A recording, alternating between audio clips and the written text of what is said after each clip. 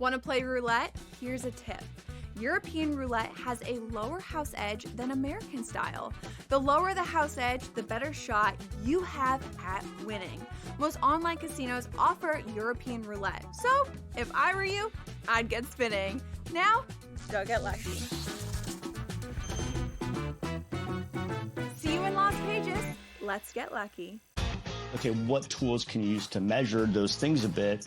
And that's where you have like force plates and 3D motion and launch monitors, things like that. But that's all just sort of like measuring what's happening. That doesn't necessarily explain why one guy's really good and another guy's not really good. And that's where there's still kind of like this ongoing, how do you like continue to do research to understand that better? And I think that's going to last well past my lifetime. The Smiley Show, only on SportsGrid. I'm still optimistic eventually this will happen and they'll get it together. I mean, if Florida can get their act together, Sam, with the tribes, I believe that California can too. It would bring a lot of money to the tribe, which is also something they really care about. It's an $8 billion market. Conservatively, it could be even more when it legalizes. The sports books would be sharing revenue with the tribes, essentially doing all their operations and forking over a percentage directly to the tribes. Newswire, only on SportsGrid.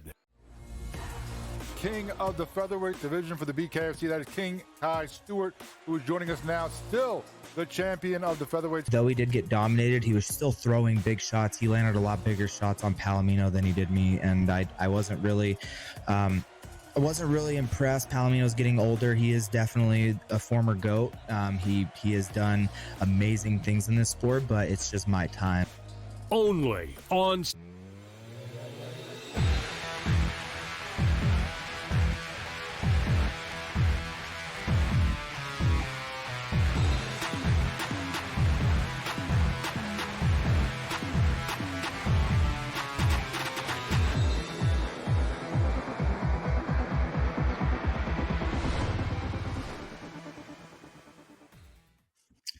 And welcome in. It's in-game live game day and a marvelous Monday evening. Scott Wetzel, Joe Madden sitting in for Dave Sherapan over the next 2 days, actually, as we're here for the next 2 hours until 10 p.m. Eastern time.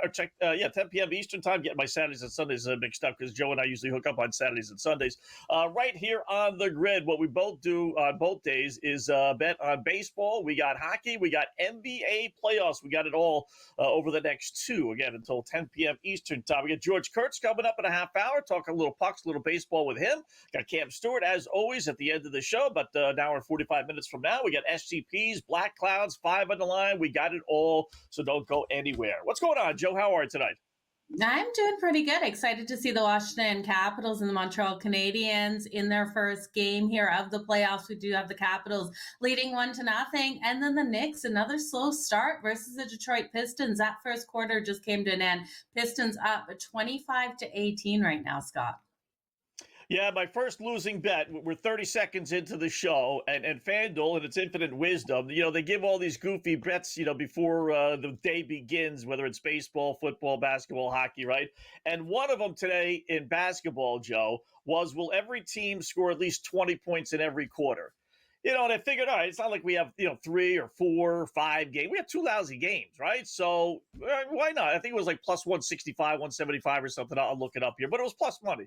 I'll give it a shot. Why not, right? Because, the second game, would really be my scare. But if I can get through the first game, then I can kind of hedge a little bit.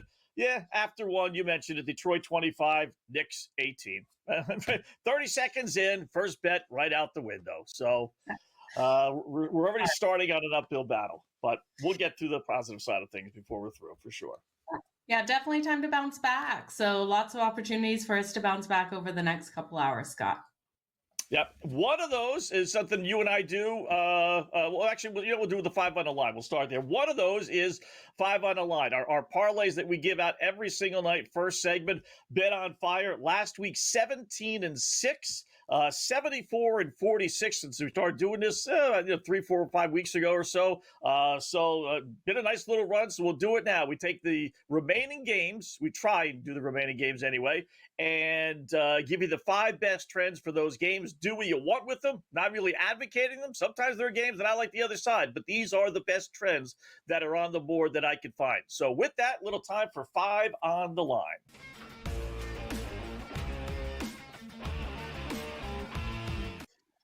All right, we'll start with our lone baseball game that's yet to get underway. That's San Francisco. Actually, we got two. One's just started, Houston and Toronto. But San Francisco hosting the Milwaukee Brewers later on tonight. San Fran 14-7-1 over. They are the number 2 over team in all of baseball, including 8-3 their last 11.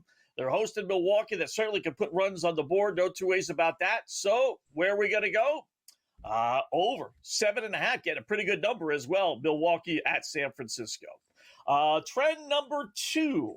Going to go to the NHL later on tonight. A rare 2-pack here. We don't do this too often. This is the first of 2 in this game. LA Kings, Joe, hosting Edmonton. 31-10 were the Kings this year. Only 6 regulation losses, which means the other 4 losses came in overtime or a shootout. But overall, 31-10 at home. That's where the game is here. They're also red hot, regardless of where they're playing. 17-5 their last 22 games overall. So where are we going to go? Let's grab the LA Kings, right? You have to do it. Minus 125 against Edmonton, which is not playing great hockey. Pick number 3 on our hit list here of 5 on the line. Again, a rare 2-pack. We do this every once in a while, but it's got to be a good case, and this is really NHL, Edmonton and LA again. How about Edmonton being 9-1 under their last 10 games, 9-1 under their last 10 games on the road, and LA, one of the best under teams in all of hockey, 46 unders, only 32 overs this season. So where are we going to go? You got to go under, right? 5.5. Edmonton at the LA Kings. Trend number 2 on our hit list of 5 best trends. We're going back to the NBA or to the NBA. LA Clippers later on tonight. 14-3 straight up and against the spread their last 17 games. 14-3, folks. Then you throw in that Denver is only 3-12 against the spread at home their last 15 home games. Yes, they did win last game, but they didn't cover last game. If you remember, they only won by 2 as a 2.5-point favorite. So where are we going to go? Let's go Clippers, right? Minus 1.5 today. It's funny, they lose game 1. Now they're a favorite. Minus 1.5 at Denver. And then that leaves us with just one, Joe. Our best trend, the coup de grace, creme de la creme, number 1 trend. We got the Dallas Stars on the ice, losers of 8 straight. So where are we going to go?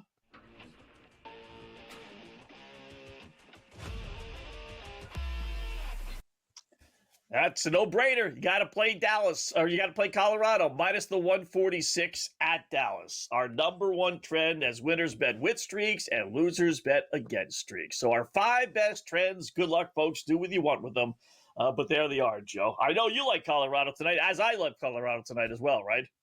Yeah, I love Colorado tonight. I also love the LA Kings and the Clippers, Scott. So I can get behind all of those trends that you have there. I think we have every possibility for those 5 trends to stay true. My only fear with the Kings game with Edmonton for that under is an empty netter at the end of that game, because I do think it is a tight, like 3-2 kind of win for the Kings. And if we get that empty netter, of course, that will push us forward to pushing us over the total 5.5. But otherwise, it looks like money, Scott. Yeah. Quirky thing, and we'll get into it a little bit more as we break down all the games, but they played 4 times, obviously, this year. There were 3 shutouts, Joe, in the 4 games. They've only had 1 game where both teams have scored. It's weird. Edmonton's got 1 shutout on LA, and LA's got 2 shutouts, and it was 3-1 under. Only the first meeting was 4-3 in overtime. Did the games go over? So, while I tend to agree with you, especially the first game of the series when these guys have been sitting around for a few days and they have extra little juice, I tend to agree with you on that. But, we'll see. Winnipeg a goal, 1-0. We'll get to that game in a second. All right, one of the things Joe and I do on weekends when we do our shows Saturday and Sundays, $1 round robin overtime / extra inning parlay. So we put 5 teams together. We put them in a round robin parlay, a 2-team parlay, and hopefully we get a couple of these teams to go to overtime. So with that said, let's do our 5-teamer, Joe. We'll use 4 hockeys, and 1 baseball game.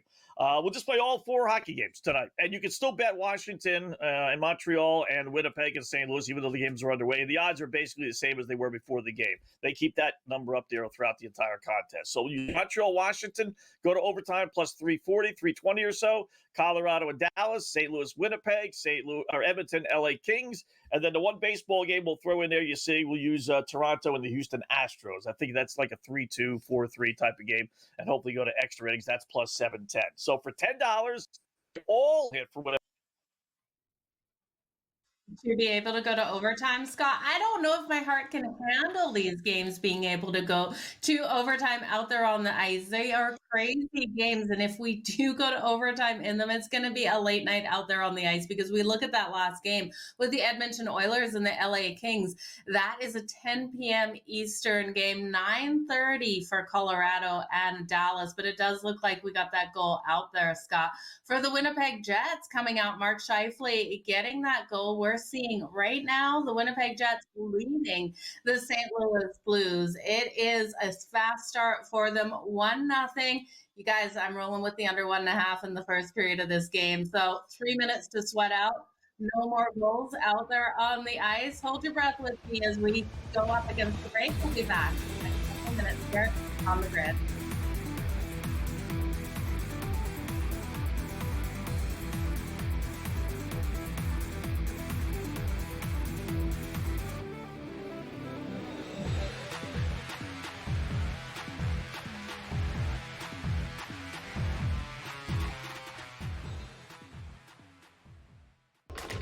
Enter into the magical world of McLuck.com, where even the smallest of spins can win real cash prizes.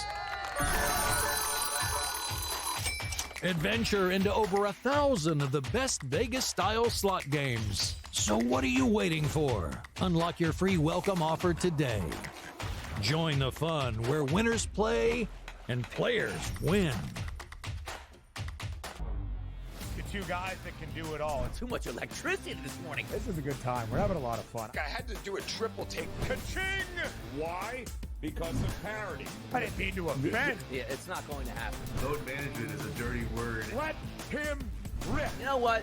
Circumstances provide the results. What? How do you do this once? Oh, Donnie, you got such a good show there. A network that is booming. The Early Line, only on SportsGrid. Anyone that's been to a sporting event, the atmosphere before a game, I think Game Time Decisions has that same exact atmosphere. This is our arena.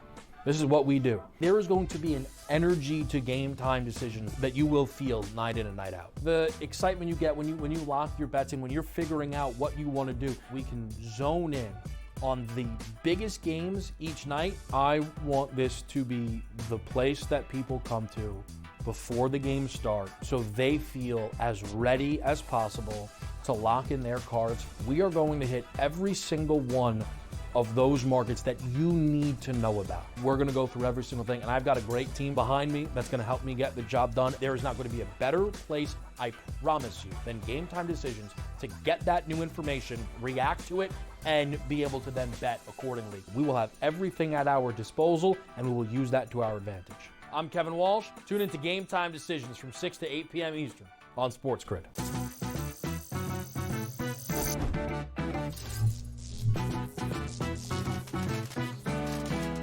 Did you know sportsbooks tend to draw up tighter bet lines for events that get even more bettors, like championship games or major matchups?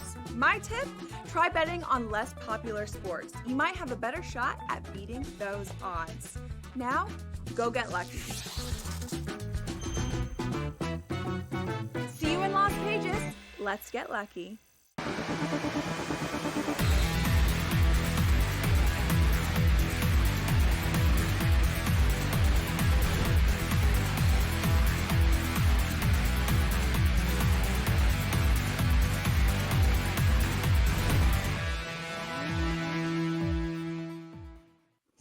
All right, welcome back. In-game live, game day on the grid. Scott and Joe Madden until 10 p.m. Eastern time. Just getting underway. A lot on our plate tonight with all the NBA, NHL, all the baseball stuff, Joe. So just kind of throwing it out there. Might as well start with hockey since that's one of your expertise. We got the nice schedule tonight.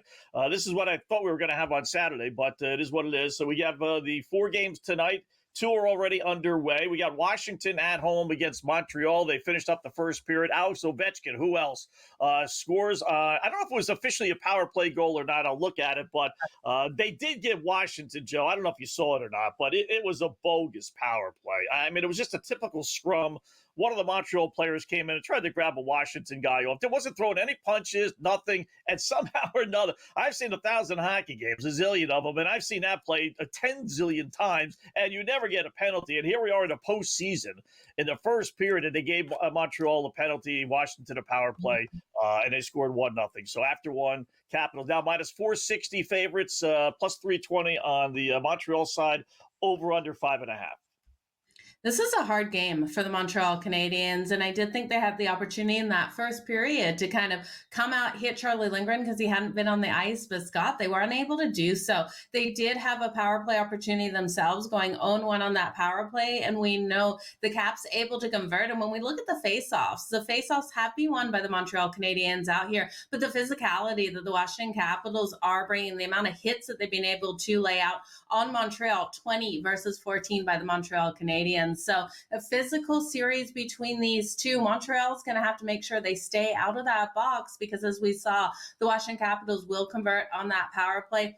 If I'm looking at anything right now, Scott, I do think that total of 5.5 could be live. If Montreal finds a way to hit Charlie Lindgren, now they've only had 13 shots on goal, 14 coming out of the Washington Capitals. This could be a game that goes over that total of 5.5 at plus 158 to the over, Scott.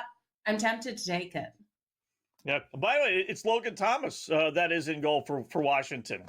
He missed the last 7 games or so with a upper body injury, which in the NHL could be a toe injury. They don't have to be too, truthful on their injury reports. But he missed the final 7 games, returned to practice, and he is in there. So he stopped all 13 shots in the first period. So I don't know if that changes your thinking or not, but he's the better of the two. Both are pretty good. They both re-signed with Washington, so they're going to be set there for the next 3-4 years. But it is Thomas tonight, or Thompson tonight. I'm saying Thompson. I do like it to the over. Now that total has moved to the 4.5 at that mark. I don't like it because you're going to have to lay minus 170 juice on the over 4.5. But I really do think, I feel like a 4-2 style of game is going to erupt, or we're going to see the Capitals continue to put that pressure, put those hits, wear down the defense here, the Montreal Canadiens that we know isn't that sound. So we could see, 4 goals themselves out of the Washington Capitals. So then if we just see 1 out of Montreal, it pushes over the total of 4.5. But again, Scott, way too much juice. All right. I'm seeing, St. Louis just scored with less than a second left, Joe, in the first period against Winnipeg. So we're tied at 1. Wow. You know why they did? Do you know why that happened? Because, of course, I was riding the under 1.5 in the first period, just like I was yesterday with Vegas when we saw those quick 2 goals right at the end of the first period as well. So I tell you, I just keep jinxing this first period of this series as well as that Vegas one. Maybe if I took the under 1.5 between the Washington Capitals and the Montreal Canadiens, we would have had a tight game there. It feels that way, Scott. But yeah, 1-1 game. Do you know who was able to score for the St. Louis Blues? Because we know for the Winnipeg Jets, Mark Scheifele came out with that goal. Jimmy Snuggerud. Okay. First one, power play goal. Wow. With 1 second left, 1.3 or 1.4, I guess officially it was left.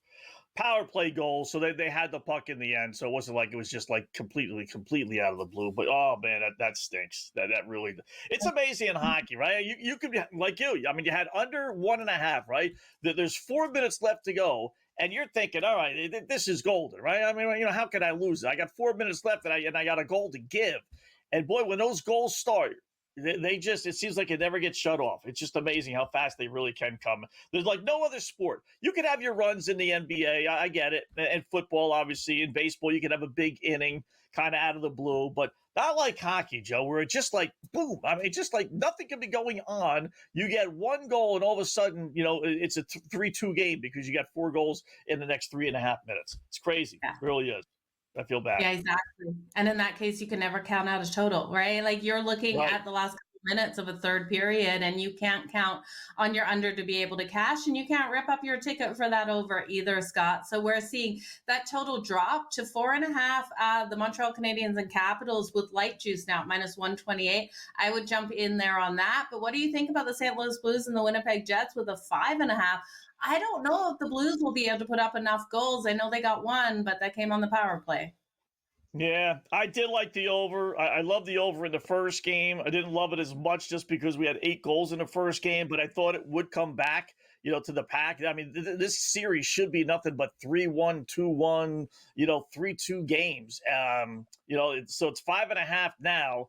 But you got 2 goals, in the first period, so you're on pace for a 6, right? Doesn't take a genius to figure that out. So I wouldn't double down. Let's put it that way. If we could have gotten out of that first period with 1 goal, okay, that's not too bad. But man, we're not getting the goaltending that I thought we'd be getting in this series so far. 10 goals in 4 periods is not what I expected out of St. Louis and Winnipeg. St. Louis is actually on a decent little 6-1 overrun, but a lot of those overs they weren't even trying, playing defense and stuff, and Binghamton not playing well. It's more kind of Hellebuck thinking he's going to pitch a shutout or allow just 1 goal, which he might. But who did you like going into this game? I like Winnipeg. I like Washington and Winnipeg in these first 2 games. Yeah, I like Washington to win the game. I was hoping Montreal would go up first so I could come back in on the Washington Capitals for a better price. But of course, we didn't get that situation. And if we do see Montreal score 2 quick goals, because we just did see some slow movement out there by the Capitals goaltender. So I'm looking at that one. Hopefully we can come back in on the Capitals, but the Winnipeg Jets, I think they could sweep after that performance in game 1. The Blues, they played their best hand. I don't think they have anything left. All right. SGP, same game parlays. 1 from me, 1 from Joe. Coming up next.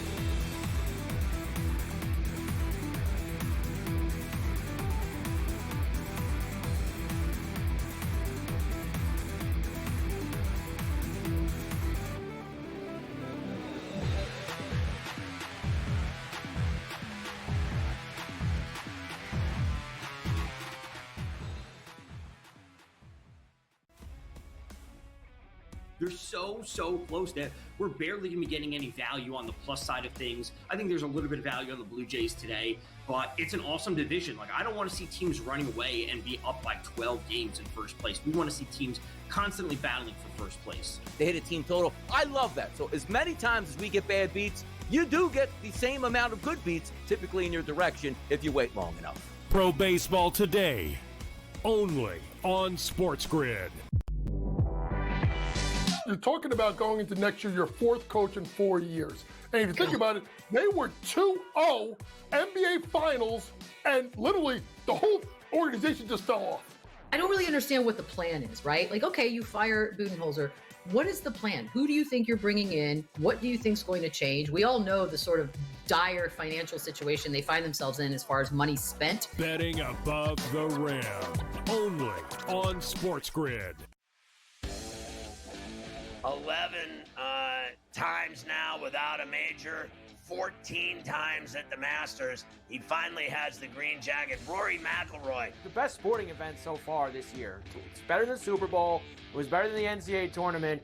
It had ups and downs. It had roller coaster rides. It had history, legacies. It had everything you could ever possibly want. Pharrell, Coast to Coast, only on SportsGrid. The 2 guys that can do it all. Too much electricity this morning. This is a good time. We're having a lot of fun. I had to do a triple take. Ka-ching! Why? Because of parity. I didn't mean to offend. Yeah, it's not going to happen. Load management is a dirty word. Let him rip. You know what? Circumstances provide the results. What? How do you do this one? Oh, Donnie, you got such a good show there. A network that is booming. The Early Line, only on SportsGrid.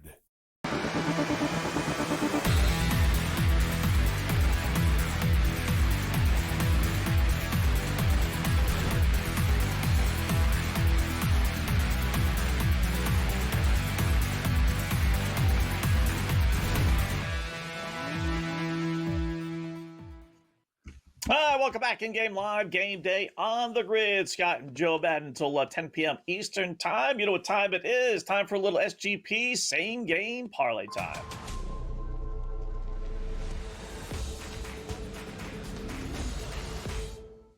Hi, Joe. I'll go first here. I'm going to use a hockey game for my SGP. Colorado in Dallas to take on the Fading Stars. Won't get too greedy. I thought about laying a puck and a half. I really did. Because, again, you could have a one-goal game and you just win because you get the empty netter. But I'll go steady and just go, Colorado minus the 146. That's the first of our 5 pieces, as you see there. I'm going to go over, though. I got this one as 4-2. I really do. 4-2, maybe 5-2 with an empty netter. I think Dallas will score some. I know Colorado will score some. It was a 3-1 over series heading into, at 5.5 anyway, this series, and they got scored 6 the last game. So depending on what number you got, maybe 4-1.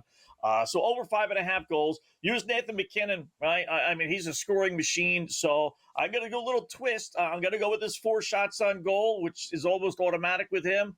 I'm going to go with an assist, not a goal, but I think they're going to get 4 goals, and I think somewhere along the line he's going to pick up an assist. And then I'm going to go over a half, and this is the one that boosted up to the number I have. Over a half a goal, first period, Dallas. Down 1-0, losing 8 in a row. Really, the season is on the line for them. If they lose the first 2 at home, they're not, and losing 9 in a row, they're not going back to Colorado or eventually winning this series. So that first period, they got to come out flying. So I think they score a goal. Add it all up, Joe, it's plus 771, almost 8-1 on that nice little parlay there. I love where you're going with that parlay, and I've got the same game, Scott, and we might have some of the same legs as well. I'm looking, of course, at the Colorado Avalanche versus the Dallas Stars. I'm also going to roll with the Avs on the money line. I love their ability to get the win here and take this back to Colorado, leading this series 2-1. Now, I've also got Nathan McKinnon for his shots on goal, 4+ shots on goal. It's hard to deny Nathan McKinnon out there for those shots, especially considering he was able to put 4 or 6 up on the board in the last game out here. Then I'll look at Martin Necas for the point tonight, coming in at minus 148. Martin Necas, such a fast skater out there on that top line with Nathan McKinnon.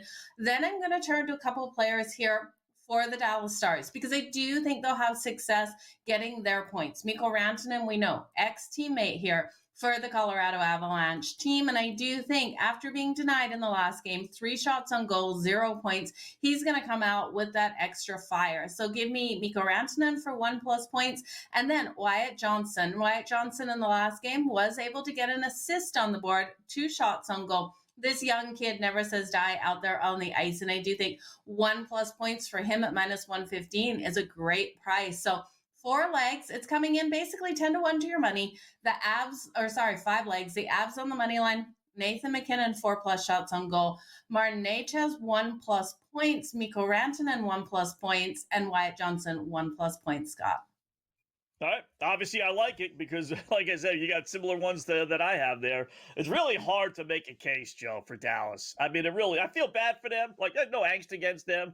No pluses or minuses. No villains on the team or no bad history or whatever. So I do kind of feel bad for them. I think Colorado's going to win it all, so I am rooting for the Avs. But you go into the postseason with a 7-game losing streak. Then you get whacked in game 1. I mean, there's just nothing there outside of them being at home that would make you think they're going to win this hockey game tonight, right?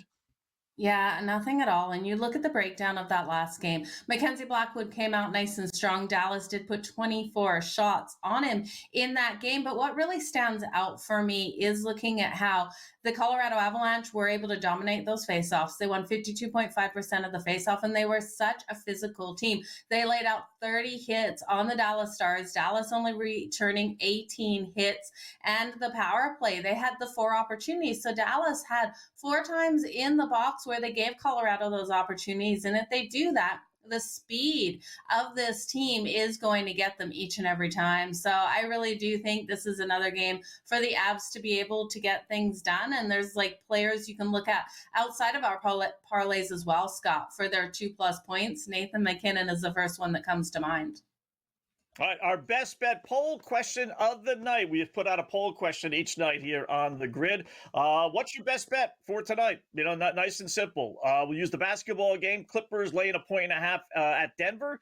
Denver getting 1.5 versus the Clips. Colorado minus the 145 against Dallas, or the LA Kings, the other favorite later on tonight at home against the Edmonton Oilers. So go to SportsGrid, go to at opposite picks, either one, and then you can get your vote in. and make sure that you punch it in, and then we'll update this a couple of times before the hour and show is through. So, be good. All right, George Kurtz coming up next.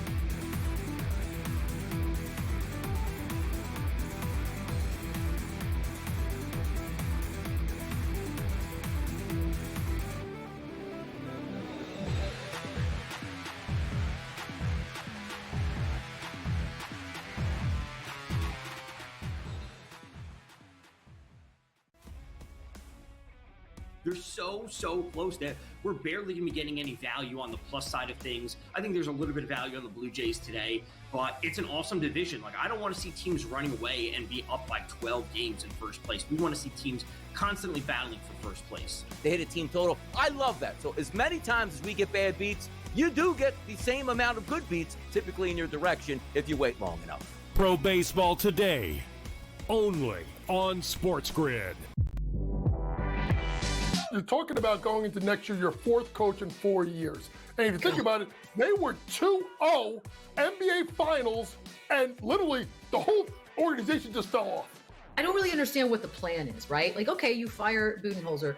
What is the plan? Who do you think you're bringing in? What do you think is going to change? We all know the sort of dire financial situation they find themselves in as far as money spent. Betting above the rim, only on SportsGrid.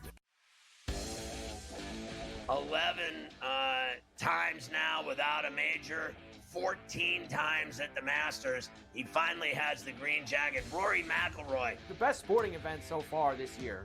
It's better than Super Bowl. It was better than the NCAA tournament. It had ups and downs. It had roller coaster rides. It had history, legacies. It had everything you could ever possibly want. Pharrell Coast to Coast, only on SportsGrid. Two guys that can do it all. Too much electricity this morning. This is a good time. We're having a lot of fun. I had to do a triple take. Ka-ching! Why? Because of parity. I didn't mean to offend. Yeah, it's not going to happen. Load management is a dirty word. Let him rip. You know what? Circumstances provide the results. What? How do you do this once? Oh, Donnie, you got such a good show there. A network that is booming. The Early Line, only on SportsGrid.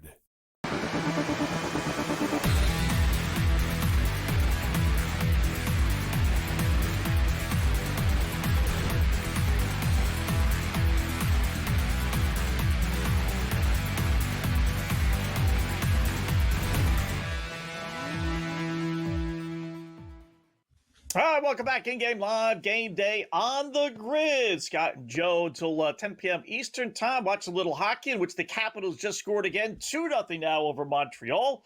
We got a little NBA, some baseball stuff, all to get to as we welcome in our first guest of the evening, keeping an eye on all the games, Mr. George Kurtz. What's going on, George? How are you tonight, bud?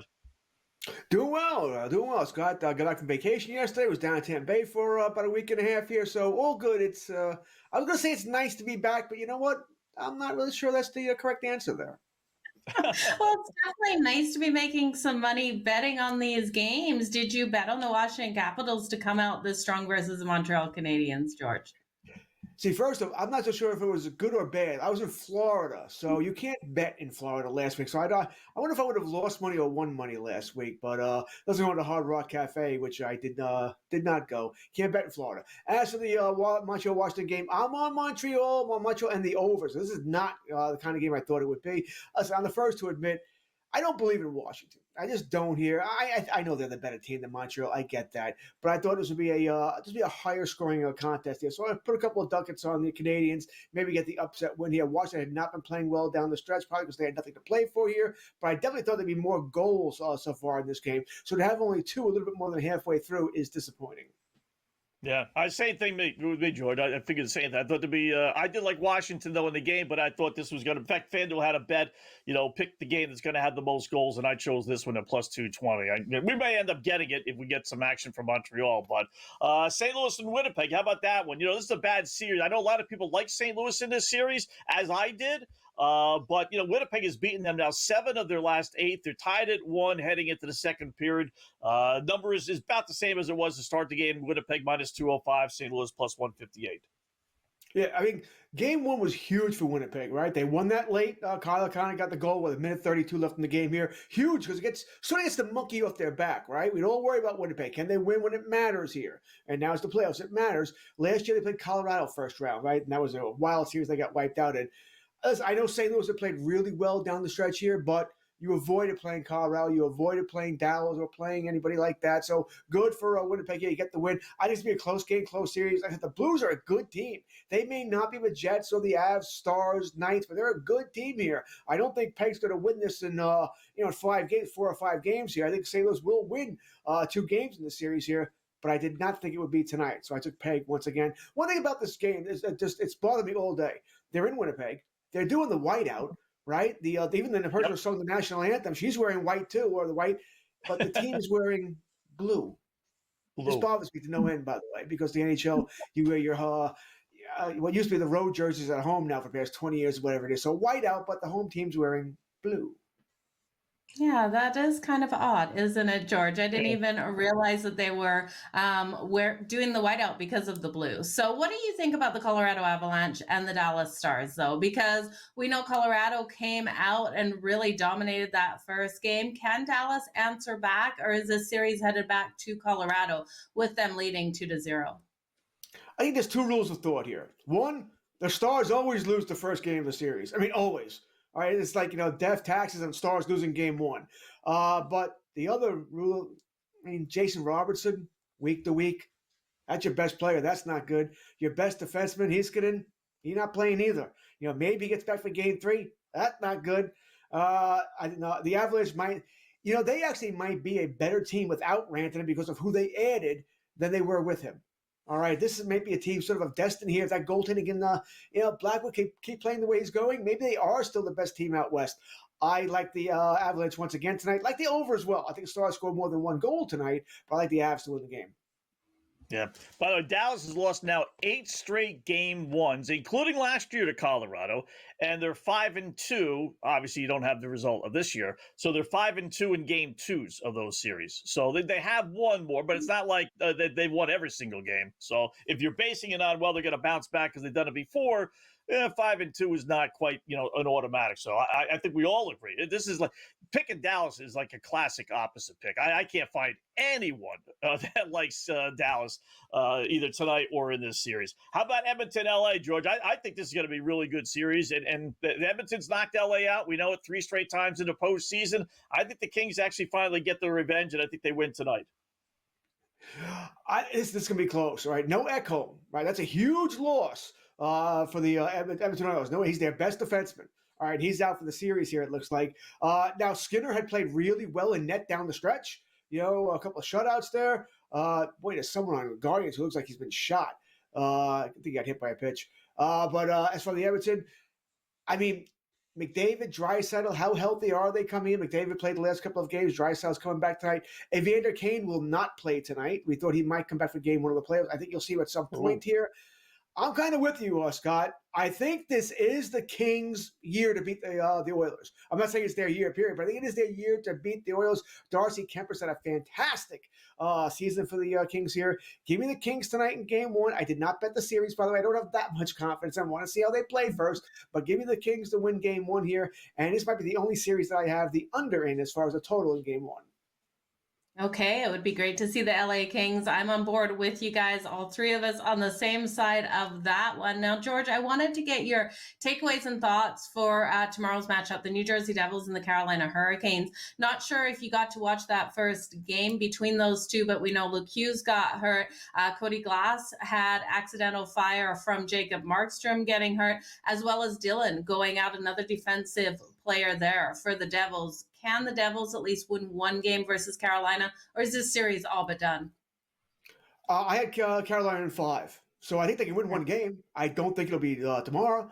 I think they'll win 1 game in Jersey, probably game 3. The Devils, listen, you lost Jack Hughes. Once you lost Jack Hughes, it was all over but the crying. All right, you're not going to lose your best player and still win here. Then, as you mentioned, the friendly fire on Glass, where Markstrom takes out his own player. It was just hilarious, by the way. This where they Luke Hughes too.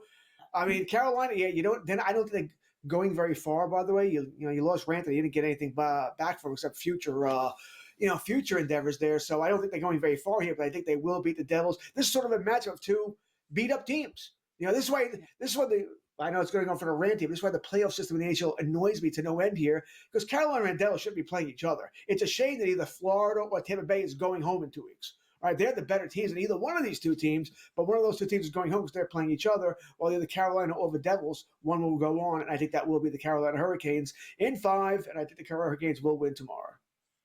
Yeah, Devils 9-12 since they lost Jack Hughes, so it's really their season, and they limped into this postseason. I would be surprised if they got swept. I really wouldn't. So, how about a little baseball? What was your impressions, Aaron Judge? I mean, not so much it was a missed call, but what can baseball do? I mean, we got review. So how was that not a home run yesterday? Oh, I can't tell you how it wasn't. It was a home run. For the viewers, we said it was a home run by 10 feet. It wasn't all that close. I understand they're using the excuse of it's a minor league ballpark. It has short foul poles. By the way, why didn't baseball think about this and make the foul poles bigger? This is not the only time this is going to happen, by the way. It'll happen again this season. So it was a home run. Listen, the umpire missing it, all right, that's one thing. How does review miss it? The reviews they purely show you it's a home run here. What? Because it's not 1,000% sure, so that's why you don't overrule it here. Like I said, as I was watching the game, I realized I was home yesterday. It was Easter. I was home. I'm like, they'll overturn. It's not a problem here. And no, they don't. And that's what's upset the Yankees. But people like the Yankees are upset about Fried. They weren't upset about the Fried no-hitter. They didn't know about it. All right, nobody knew that the score redid it, that he changed the score there. And by the way, as far as the Fried no-hitter, it wouldn't surprise me if Aaron Boone was the one who called the official score and said, hey, make that a hit. I want to take Fried out. Make that a hit, okay? Because Fried was never going to pitch a no-hitter yesterday anyway. They weren't going to let throw 120 pitches. That wasn't going to happen. So Boone had to be thrilled when the no-hitter was taken back, and then the guy got that legitimate hit anyway. But the Judge home run, they won the game, doesn't matter, but that can't happen. It was a home run.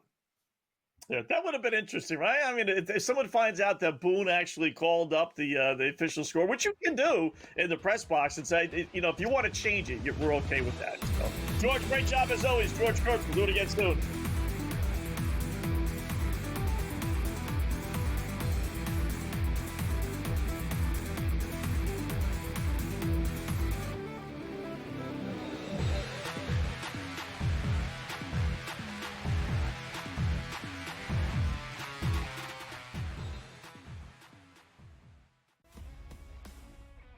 They're so close that we're barely going to be getting any value on the plus side of things. I think there's a little bit of value on the Blue Jays today, but it's an awesome division. Like, I don't want to see teams running away and be up by 12 games in first place. We want to see teams constantly battling for first place. They hit a team total. I love that. So as many times as we get bad beats, you do get the same amount of good beats typically in your direction if you wait long enough. Pro Baseball Today, only on SportsGrid.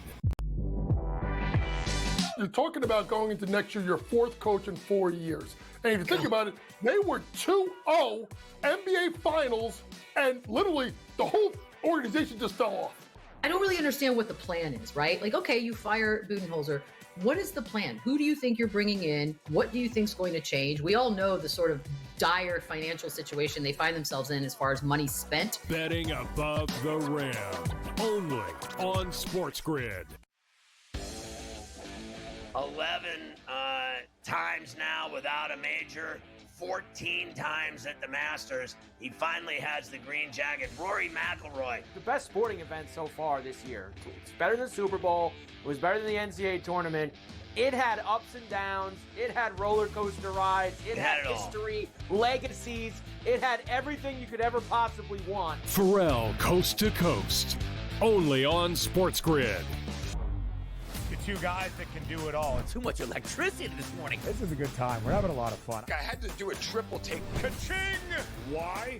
Because of parity. I didn't mean to offend. Yeah, it's not going to happen. Load management is a dirty word. Let him rip. You know what? Circumstances provide the results. What? How do you do this once? Oh, Donnie, you got such a good show there. A network that is booming. The Early Line, only on SportsGrid.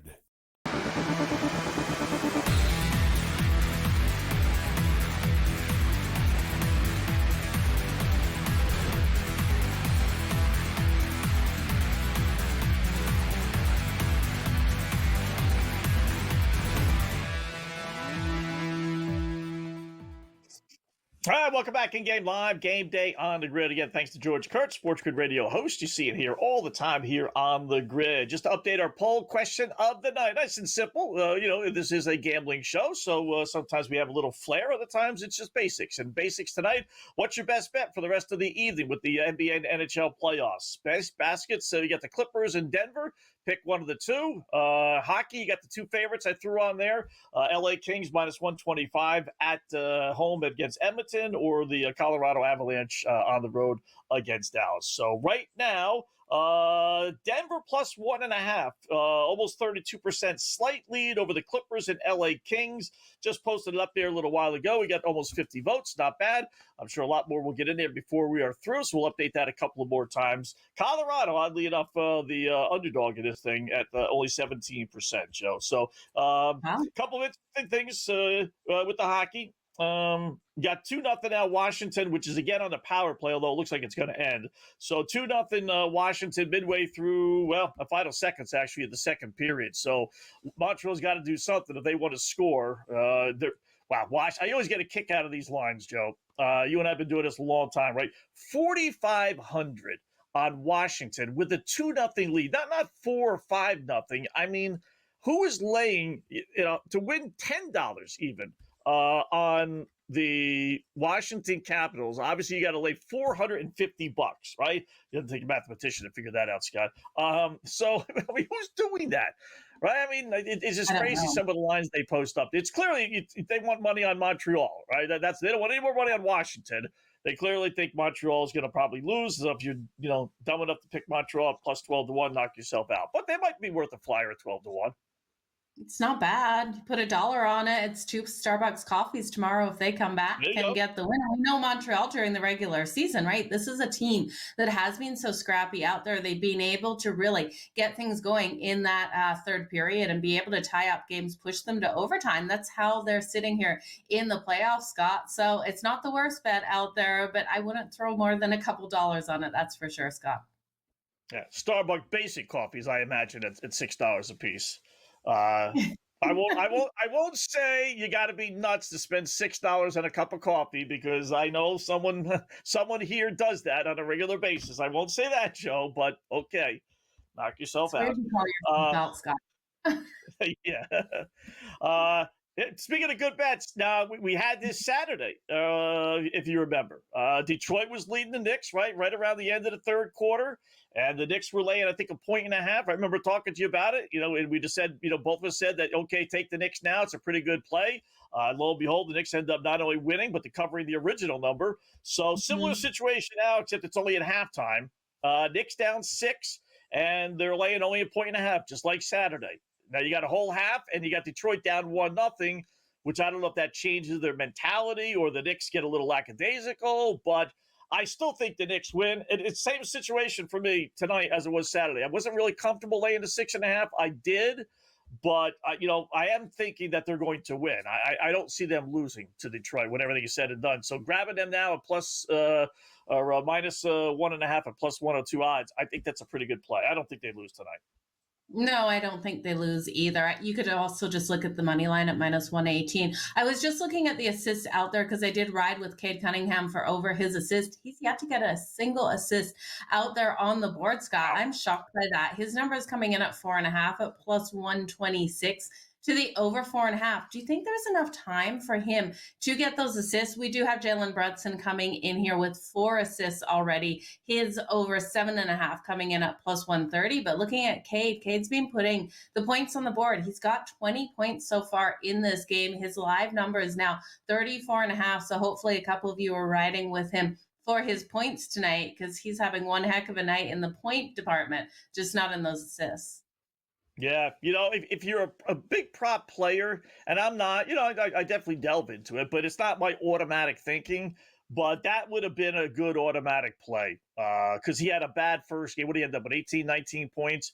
Didn't play well at all, Cade Cunningham. But he's clearly their best player. So he was in a bounce back. You look for players that are in bounce back spots, right? So, I'm thinking he's going to get 1 assist. But clearly he's thinking shooting tonight, and he's got to step up. You can have a bad game and your team win, and it doesn't affect you the same. But when you're the star player and you have a bad game and your team loses, more times than not, that player steps up big time. I would listen. Is he going to get 14 more points in the second half? It's a decent sized number, but the Knicks don't play defense. They really don't. So I would lean more towards the points than I would the assists, Joe.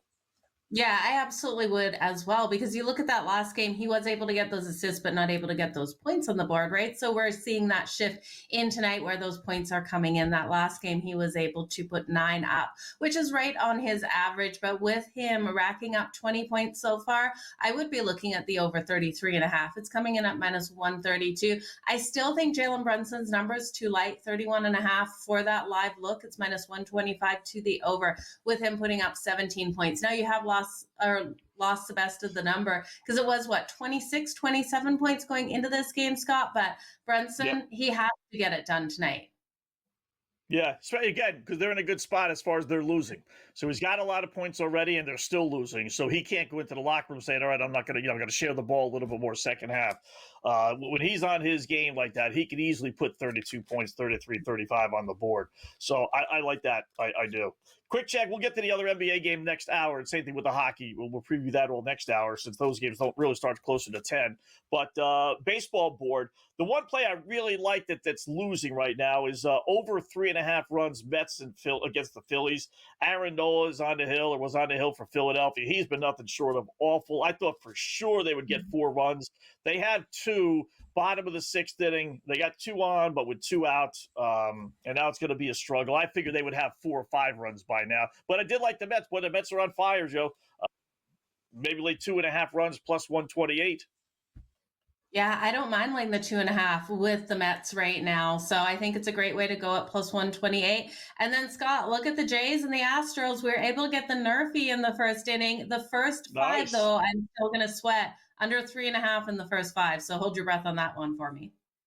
So you bet the Nerf? Oh, yeah, the Nerfy. Okay, not the Yerfy. Right. Okay. So you bet no and then the under. That makes sense. All right. Black Cloud, play of the day. Okay.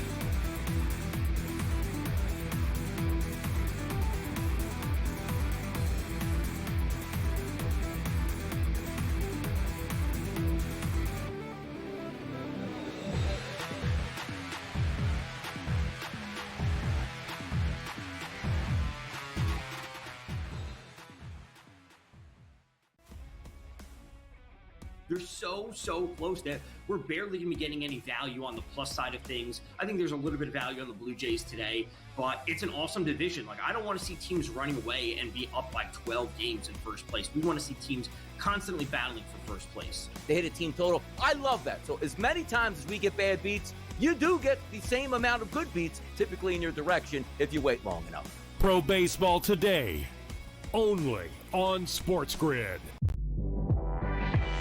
You're talking about going into next year, your 4th coach in 4 years. And if you think about it, they were 2-0 NBA Finals, and literally the whole organization just fell off. I don't really understand what the plan is, right? Like, okay, you fire Budenholzer. What is the plan? Who do you think you're bringing in? What do you think is going to change? We all know the sort of dire financial situation they find themselves in as far as money spent. Betting above the rim, only on SportsGrid. 11 times now without a major, 14 times at the Masters. He finally has the green jacket. Rory McIlroy. The best sporting event so far this year. It's better than the Super Bowl. It was better than the NCAA tournament. It had ups and downs. It had roller coaster rides. It had history, legacies. It had everything you could ever possibly want. Pharrell, Coast to Coast, only on SportsGrid. Two guys that can do it all. Too much electricity this morning. This is a good time. We're having a lot of fun. I had to do a triple take. Ka-ching! Why? Because of parity. I didn't mean to offend. Yeah, it's not going to happen. Load management is a dirty word. Let him rip. You know what? Circumstances provide the results. What? How do you do this one? Oh, Donnie, you got such a good show there. A network that is booming.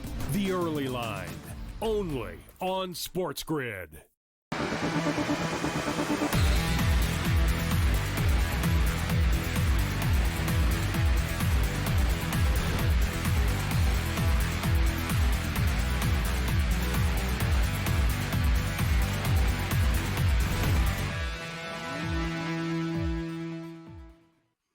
All right, welcome back in Game Live, Game Day on the Grid, our number one final segment. You know what time it is? Time for our very best play, the Black Cloud Play of the Day.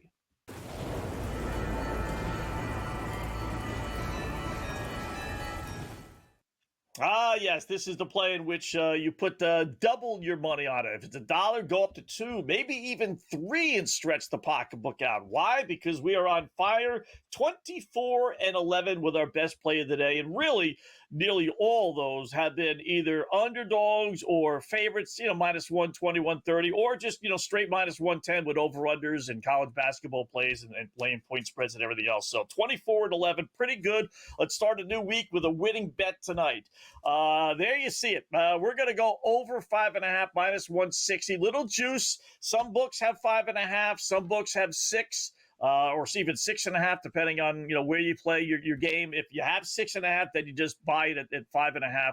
I do see at least 4-2. It does make a difference. If it's 6.5, I don't know if I would necessarily play that, Joe. But I like 6 goals. Colorado put 5 on the board. They put 4 goals or more their last 3 games, obviously going back to the regular season.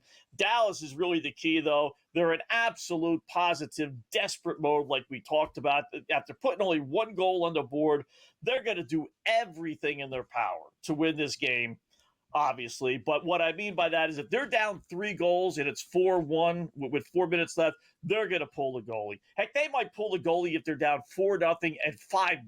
I mean, so I think it's good. You may, get the regular 6 goals under normal circumstances, but that little ace up your sleeve, a little extra bonus is that final 2-3 minutes when hopefully, Colorado has, like I said, a 4-1 lead or so, 3-1 lead even 3-1. They push it to 4-1, and I think they'll pull the goalie again. They have to. They can't lose tonight. They just can't. So over 5.5, little juice, minus 160, but I think we get the goals tonight. Yeah, I'm completely with you, Scott. This has to be that higher scoring game. Dallas will get a couple goals, I really do feel. But my biggest concern with Dallas is the amount of goals that they are allowing in. We look at their last 6 games, and in those last 6 games, they've allowed 4 or more goals in each and every single one of those. So you look at Colorado, you look at the speed of this offense, and they're going to be able to get those goals in the net. So 4 or 5 goals out of Colorado, all you need is 1 or 2 out of the Dallas Stars, and that total is just going to fly over. And I do have confidence in Colorado due to the majority of the scoring. Yeah, and you look at Ottinger, Joe, I mean, you hate depending on one guy, but he's given up 15 goals, and that's not counting empty netters. He's given up 15 goals his last 3 games. He's got to play better. I don't think he does. I really don't.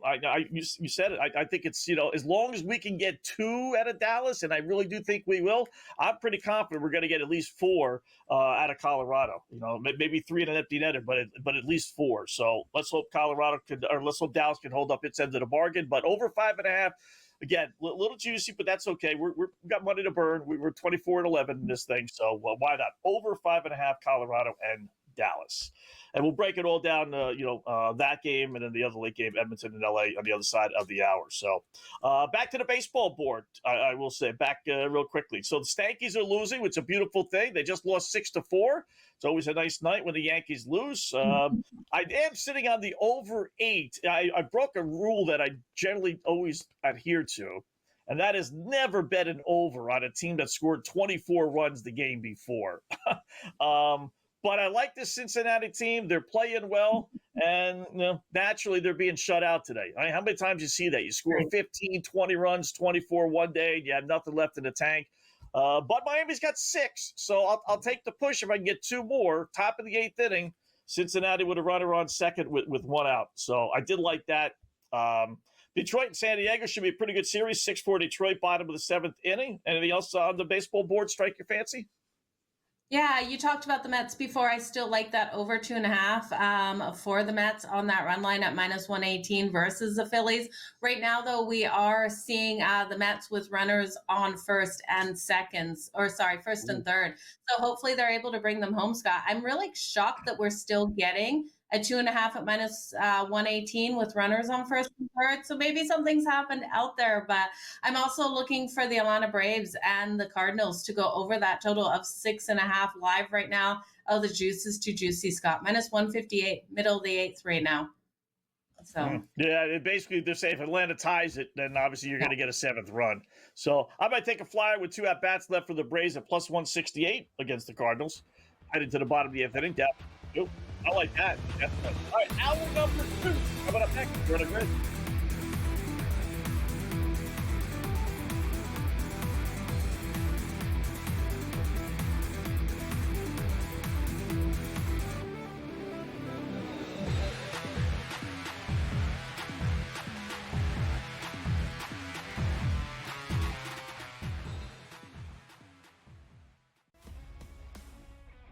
They're so close that we're barely going to be getting any value on the plus side of things. I think there's a little bit of value on the Blue Jays today, but it's an awesome division. Like, I don't want to see teams running away and be up by 12 games in first place. We want to see teams constantly battling for first place. They hit a team total. I love that. So as many times as we get bad beats, you do get the same amount of good beats typically in your direction if you wait long enough. Pro Baseball Today, only on SportsGrid. You're talking about going into next year, your 4th coach in 4 years. And if you think about it, they were 2-0 NBA Finals, and literally the whole organization just fell off. I don't really understand what the plan is, right? Like, okay, you fire Budenholzer.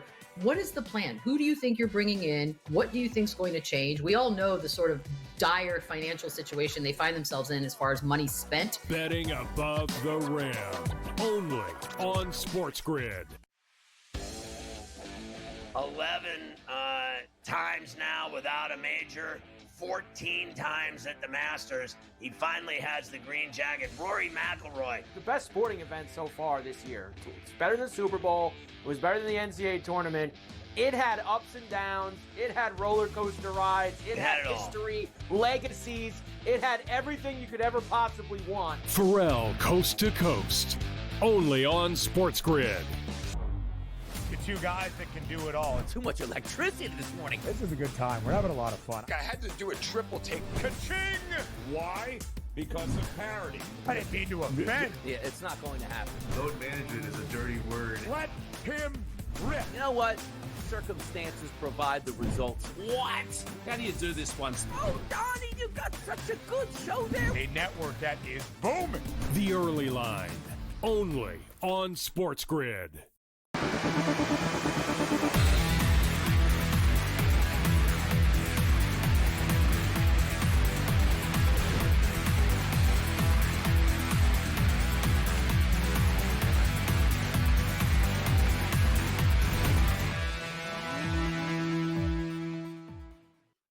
All right, welcome back. It is in-game live game day on the grid. Hour number 2 of our 2-hour extravaganza. Scott and Joe Madden until 10 p.m. Eastern time. Busy final hour. We have Cam Stewart coming up in about 45 minutes or so. Recap the weekend and give us some thoughts on the late hockey and NBA games and baseball as well.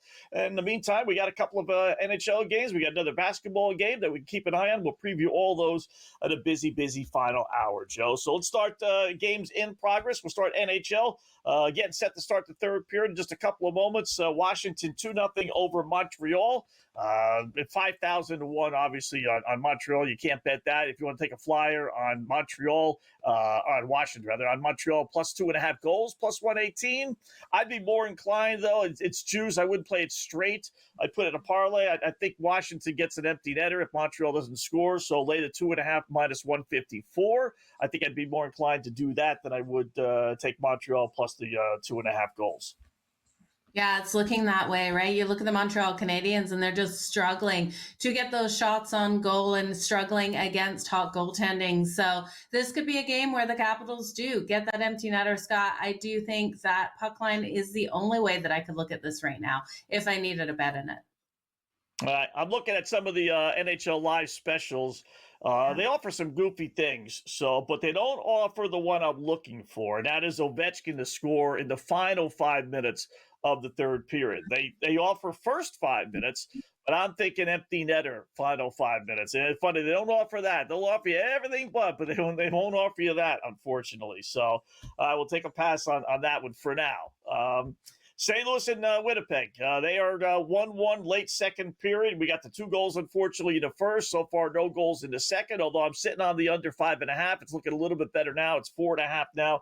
And the Winnipeg line, interestingly enough, I'll say that, is only minus 150. They were close to a 2-1 favorite. They were a 2-1 favorite before the second period started. We haven't gotten anything unless St. Louis is on a power play now. But now as soon as I say it's up to minus 166. So apparently they're listening. But so that's a halfway decent number for a team that was a 2-1 favorite. Yeah, we do have the Blues out on the power play right now. So I do think, though, the Winnipeg Jets still have every ability to win.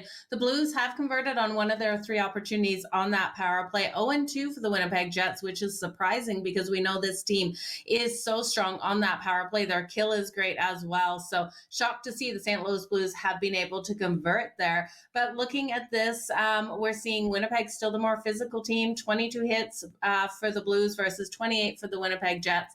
I'd lay the 1.5 with the Winnipeg Jets right now if you don't have a bet in it. It's plus 310, Scott, but it has every opportunity because I do think it will come down to an empty netter at the end. All right, NBA. Boy, this is just golden. It really is. If you just bet systems and forget who's playing and where they're playing and everything else. You got a favorite, decent-sized favorite, 6.5, 7 points in the Knicks. They're down 11 now, midway through the third quarter. Still 7 minutes left to go in the third, so plenty of time left. You're getting the Knicks now at 5.5, plus 190 on the money line. I grabbed the Knicks earlier on the money line at plus 140, 150 or so. I'll go down one more time this road, Joe. I'll take the Knicks plus 5.5. It's a little juice, minus 136, but somewhere along the line, they have to make a run. You got a quarter and a half of basketball. Knicks are at home. I'd be shocked. I don't know if they come back and win, although I do think they will. But to say they're not going to get within 5.5 somewhere where you could hedge this thing out and try and get a middle, that's my goal, taking the 5.5 now. Hopefully they make a little run, get it down to pick 'em or so, and then I'll take the Pistons at pick 'em. So I like the Knicks plus 5.5. Yeah, I like them plus the 5.5 too, Scott, but I'm not too worried about sprinkling on that money line. I do think they, at home here, can pick up the win, but if they're going to do so, Jalen Brunson needs to get over his points. We talked about it before. It was 31.5 at that time. If you didn't get it in then and want to come back in on Jalen Brunson now, his live number is 28.5, minus 110. That seems like such a reasonable number considering he's only put up 17. It's not that far off, Scott. You need 12 more points. Yeah. How about the Knicks? You can you wait a little bit on this, but you could take the Knicks right now, fourth quarter spread only, laying 3.5. So it's kind of weird. You'd be rooting for Detroit to maintain this 11-point lead, right? Thinking, okay, the Knicks are going to make a run somewhere, but you want them to make that run in the fourth quarter, not the third quarter. Little goofy, but that's that's not the worst bet in the world because I do think the Knicks are going to make a run. I mean, they're at home. It would be so rare and out of normalcy, we'll say, for them not to make a run. So, I think I'm going to do it. Why not? Yeah. Out of curiosity, let's see what Cade Cunningham is sitting at right now for his points. Because last time we looked, he had 20. Oh, he's only put up 4 more points, Scott. So he's at 24 points right now. His live number 34.5. Let's see if he's got a single assist yet. No, still no assists on the night.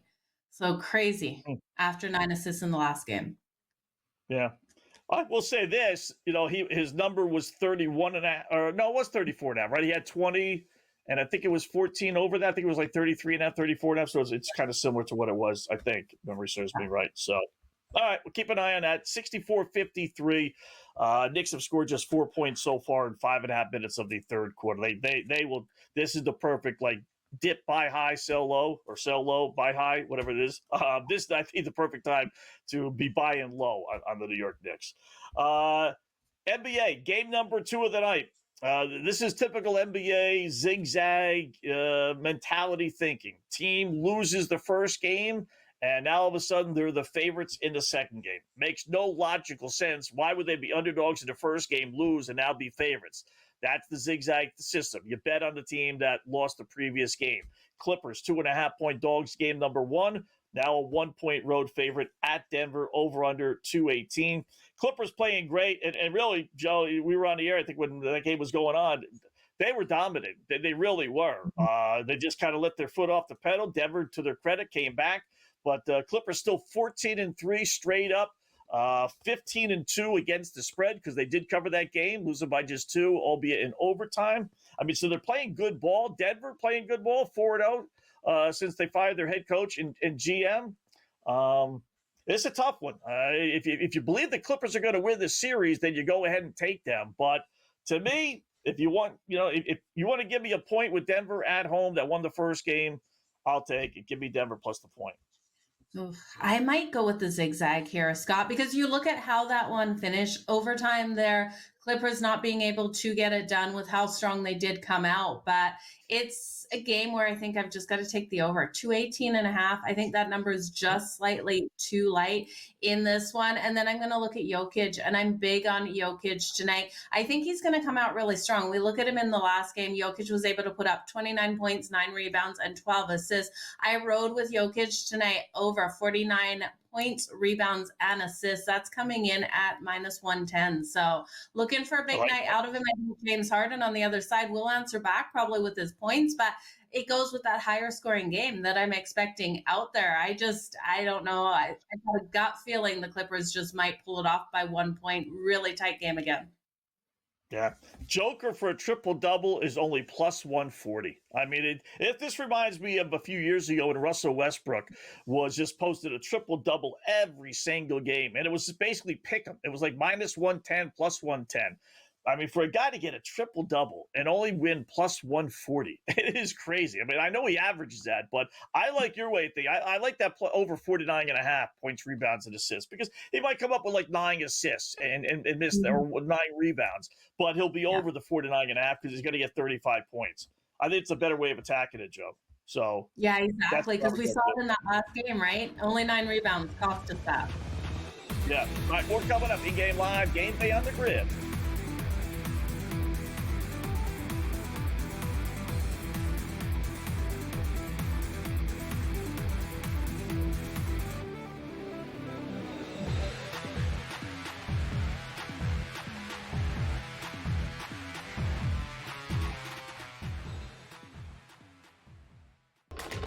Enter into the magical world of McLuck.com, where even the smallest of spins can win real cash prizes. Adventure into over 1,000 of the best Vegas-style slot games. So what are you waiting for? Unlock your free welcome offer today. Join the fun where winners play and players win. Two guys that can do it all. Too much electricity this morning. This is a good time. We're having a lot of fun. I had to do a triple take. Ka-ching! Why? Because of parity. I didn't mean to offend. Yeah, it's not going to happen. Load management is a dirty word. Let him rip. You know what? Circumstances provide the results. What? How do you do this one? Oh, Donnie, you got such a good show there. A network that is booming. The Early Line, only on SportsGrid. Anyone that's been to a sporting event, the atmosphere before a game, I think Game Time Decisions has that same exact atmosphere. This is our arena. This is what we do. There is going to be an energy to Game Time Decisions that you will feel night in and night out. The excitement you get when you lock your bets in, when you're figuring out what you want to do, we can zone in on the biggest games each night. I want this to be the place that people come to before the games start so they feel as ready as possible to lock in their cards. We are going to hit every single one of those markets that you need to know about. We're going to go through every single thing, and I've got a great team behind me that's going to help me get the job done. There is not going to be a better place, I promise you, than Game Time Decisions to get that new information, react to it, and be able to then bet accordingly. We will have everything at our disposal, and we will use that to our advantage. I'm Kevin Walsh. Tune into Game Time Decisions from 6 to 8 p.m. Eastern on SportsGrid.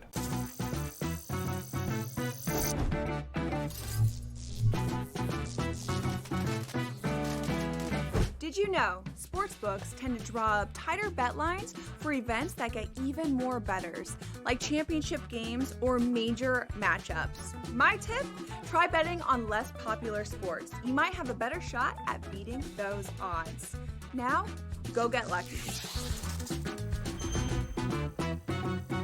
See you in Las Pages. Let's get lucky.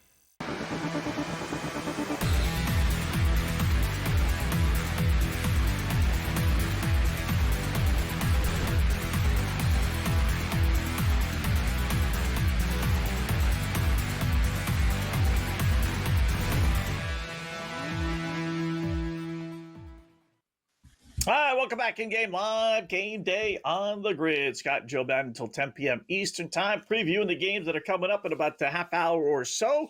So we looked at the NBA with Denver and the LA Clippers. How about a couple of hockey games here, Joe? I will say first off, no changes as far as the games are concerned with the NHL. 1-1 Winnipeg and St. Louis. They did finish up the second period, so they'll start the third in about 10 minutes or so. Minus 180 now in Winnipeg. Obviously, they killed off that penalty, which is why it dipped. Over-under is 3.5 now. Boy, at minus 154, a little juicy, but that's basically telling you they think this is going to go to overtime, tied at 1. Otherwise, you score 1, then you get the empty netter, and there's your 4 goals. Midway through, about 14 minutes left, Washington still 2-0 over Montreal. All right, starting in about the half hour or so. Colorado at Dallas. We talked about it. Minus 152 now on Colorado, plus 126 on Dallas, over under 6.5 at even money. So you might get it at 5.5 in some of your shops if you do like the over. That's where I would go 5.5, lay the juice. A lot of different goofy bets they offer up on FanDuel, Joe, and one of them, which I really thought and really liked, even though I didn't put that much money on it, just because a lot of these goofy bets are just sprinkle a couple of bucks, but with all 4 games going on tonight, they offer up who's going to have the most shots on goal. And Nathan McKinnon, he had 6 the other day. The dude averages 5 in his sleep. He's more than capable of getting 6 again, 7 maybe, who knows. So he was plus 550 on that. And I'm like, boy, Winnipeg St. Louis is going to be a low-scoring game. I worried a little bit about Ovechkin with Washington. Edmonton and LA should be a low-scoring game and good defense on both sides. I told you before, they've had 3 shutouts in 4 games. I said, Nathan McKinnon at plus 550, that's a pretty good play. So while Ovechkin only has 2 shots on goal, Nick Suzuki of Montreal has 6. The dude averages about 2.5, maybe 3 shots on goal. So he's already posted a 6, and his team is trailing, and you got the whole third quarter, so you got to figure he's going to get at least 1 more. So now I'm looking at 7 for McKinnon, which I'm not happy about. That really stinks. So, but anyway, I do like Colorado. We talked about it. I like them a lot, and I would play the McKinnon props, whatever ones you happen to like. But I think he scores. I think he gets a goal. Probably gets 2 points, at least 2 points, and Colorado wins in that 4-2, 5-2 range.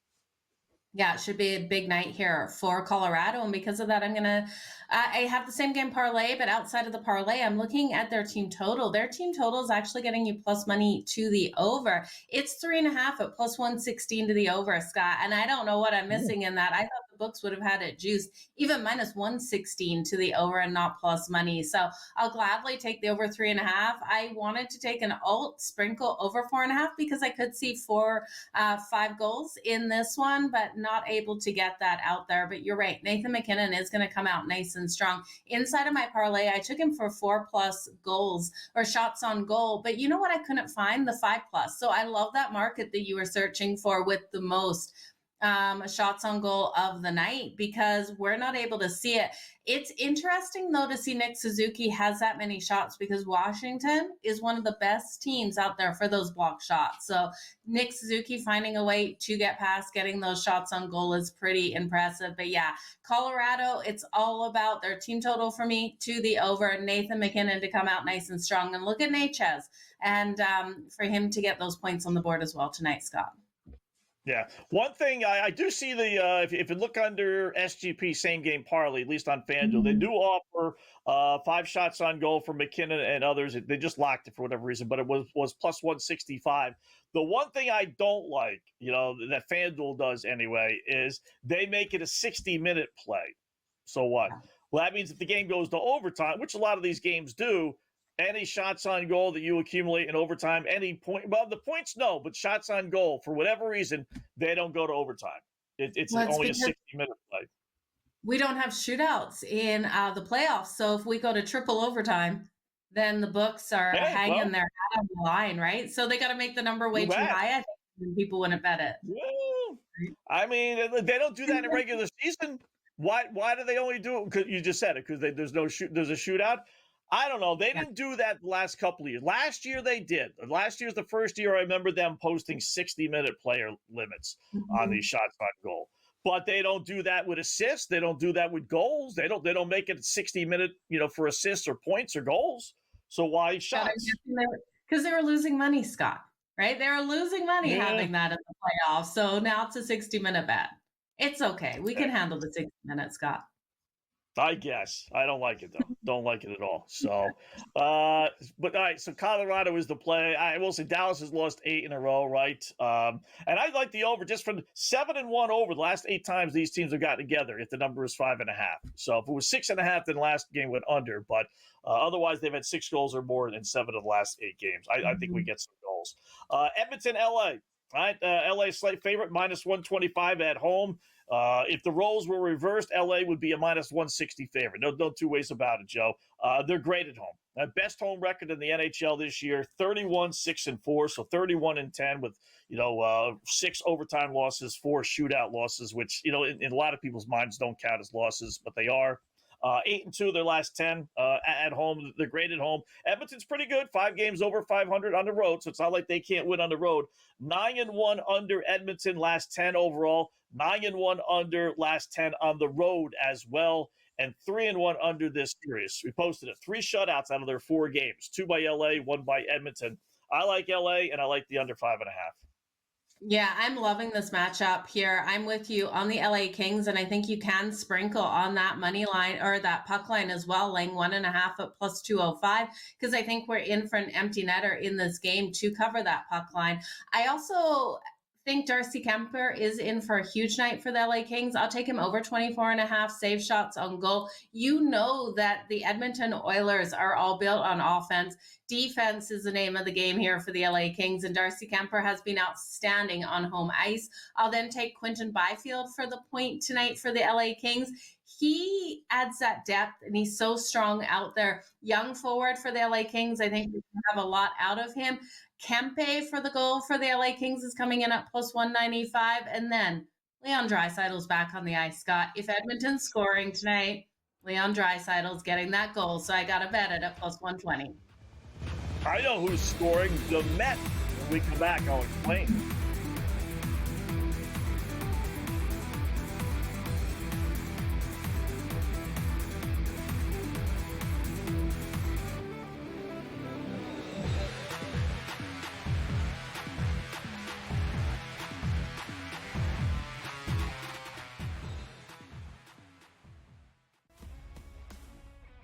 They're so close that we're barely going to be getting any value on the plus side of things. I think there's a little bit of value on the Blue Jays today, but it's an awesome division. Like, I don't want to see teams running away and be up by 12 games in first place. We want to see teams constantly battling for first place. They hit a team total. I love that. So as many times as we get bad beats, you do get the same amount of good beats, typically in your direction, if you wait long enough. Pro Baseball Today, only on SportsGrid.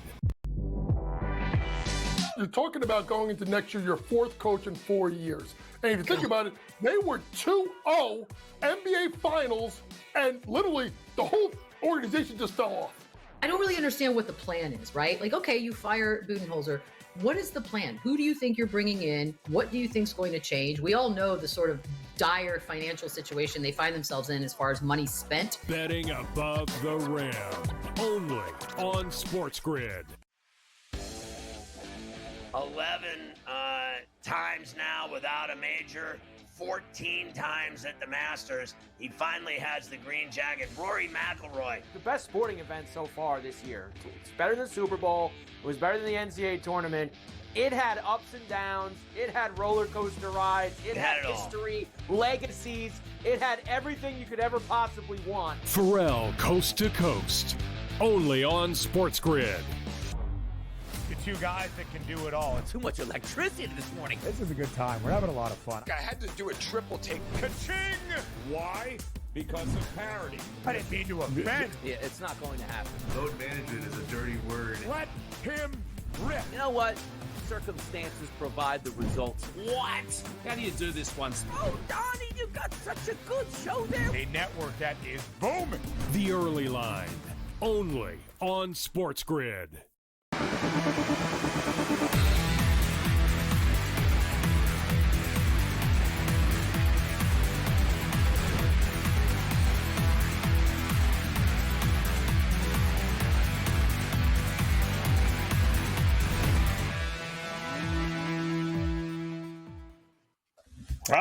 Welcome back in Game Live, Game Day. Thank you, Francisco Lindor, with his second home run. This one a 3-run blast as the Metsies lead. I want to jinx you. Lead 5-0, but it's a win in my circles because Joe gave out over 3.5 runs. Didn't happen the way I thought it would, but ultimately it happened, and that's all that counts when it comes to gambling, right?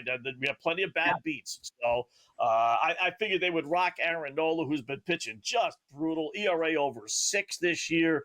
One start worse than the other. Mets are playing great at home, right? They get a home run in the first inning. They get a home run in the second inning. You think this is going to be easy. Should have doubled your bet. Then no runs in the third, no runs in the fourth, no runs in the fifth, no runs in the sixth. And now you're like, ugh, I can't believe it. So Lindor comes through at the bottom of the 7th, 3-run blast. Nola actually left the game, pitched well. His line score won't reflect how well he actually pitched.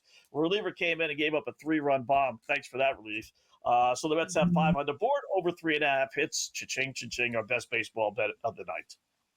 Yeah, absolutely. Hopefully some people jumped on that run line, laying the 2.5 as well. That's moved all the way up to 5.5. And hopefully a couple of you did jump on the Cardinals and the Braves total to the over. It's now a 7-6 game here for the Atlanta Braves as we are the top of the 9th. St. Louis trying to get someone home, but it looks like they've got 2 outs, no one on base right now, Scott. So if the Braves can just hold on here, they're going to be walking away with the win at the bottom of the 9th. Yep, gave that out, right? We told you Braves heading to the bottom of the 8th inning. If you remember, we said a couple shekels on the Braves, getting plus 150 or so. Wasn't the worst bet in the world with 2 at-bats, so nice. I hold your breath there, Joe. What was your 5.5 line with Houston and Toronto? I know you're seeing it. Because you had nothing heading to the bottom of the 5th inning. I mean, you couldn't have had a perfect score. What 3.5, 4.5? What was it? Under 3.5. I'm holding my breath. Runners on 2nd and 3rd. 1 already home here for the Houston Astros. So if somehow we go over 3.5, Scott, at the bottom of the 5th, come on. We've got 1 out. You know, considering Joe, you lost an under 1.5 bet when someone scores a goal with a second left, and now you got a 0-0 game heading to the bottom of the 5th inning. If you lose this nerfy bet, you might just want to go give yourself a spot tomorrow. You know what? You deserve a little something if you lose this one as well, because that would be tough. That would be tough. That could be a fourth tomorrow, Scott, if this bet doesn't come in and cash. So I'm going to need to make up for it. Can we make up for it with the later game, the Brewers and the Giants? Robbie Ray, is he going to come out nice and strong? I've got his strikeout prop later tonight. I took him over 5.5 strikeouts. I'm flirting with maybe ulting it too. We've got a little bit before this game goes off. The 5.5 strikeouts wasn't too juiced, but if we take him over 6.5, we're going to get great plus money. Okay, you know what, Scott? We got 3 runners home, a runner on 2nd here for Houston. Am I going to just make it out? We've got only 1 out, though. Man, 1 out. They brought 2 runners home. Oh, Scott, I got a sinking feeling. Now it's locked. And now it's locked on FanDuel. Oh, man, Joe. And Alvarez up to bat. We've all experienced I don't feel good at all. Nothing worse than losing these bets when we're talking, Scott. Yeah.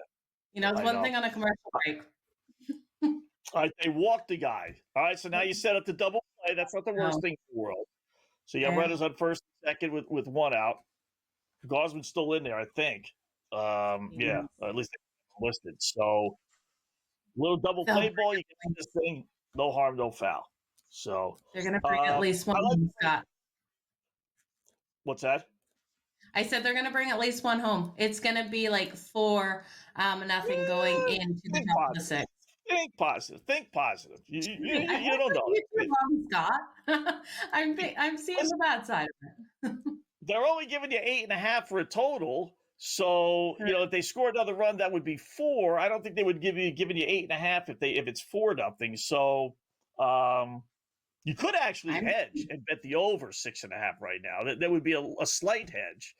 I mean, you would still need 3 more runs, but I think if they score another run here and make it 4, you'll get 3 more before the end of the game is over. So, all right, one little thing with I will say this with the Robbie Ray, and I do like him, a good pitcher, but Milwaukee's one of the best non-strikeout teams in baseball. So, not saying they can't. I went against that system with one team. I forget who it was. Oh, the Mets, Aaron Nola. They were posted 5.5 with Aaron Nola. He's more than capable. And even if he pitched loud, he got 6 runs or 6 strikeouts tonight. So, we'll talk more about it when we come back in Game Live. Let you know how that run if he comes in or not.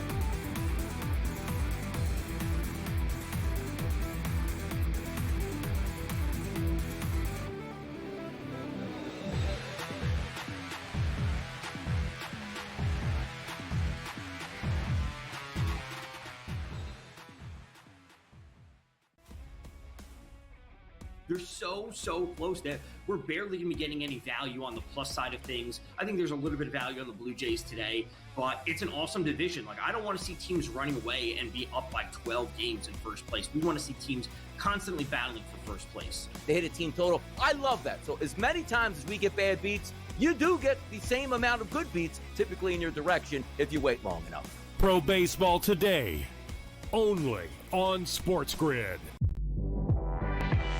You're talking about going into next year, your 4th coach in 4 years. And if you think about it, they were 2-0 NBA Finals, and literally the whole organization just fell off.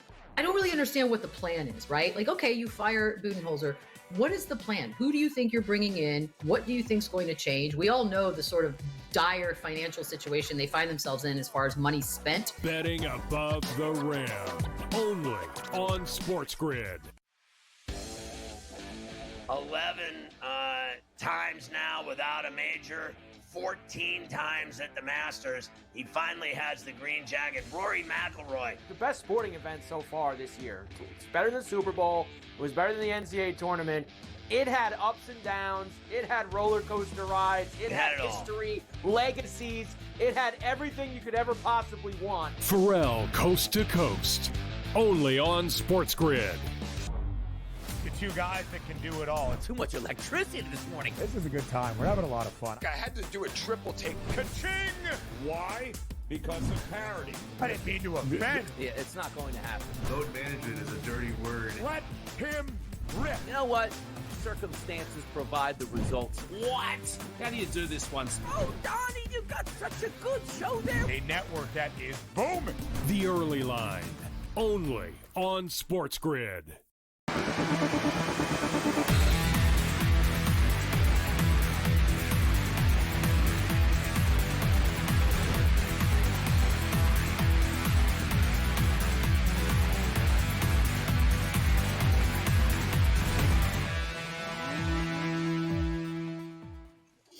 All right, welcome back in Game Live, Game Day on the Grid. Scott and Joe until, look at that, Joe. How about that?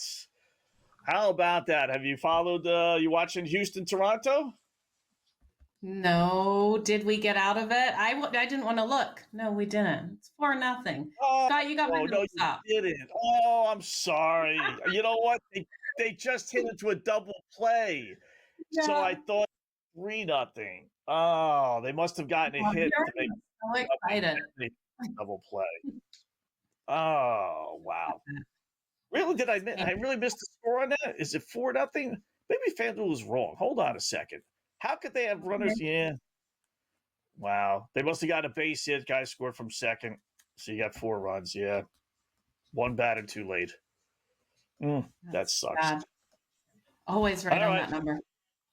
Or Nervy misses. That's a tough one. All right, hockey. We got 2 goals. We got Montreal scored a goal, kind of making a game of it now with Washington down only 2-1 with 8.5 minutes left.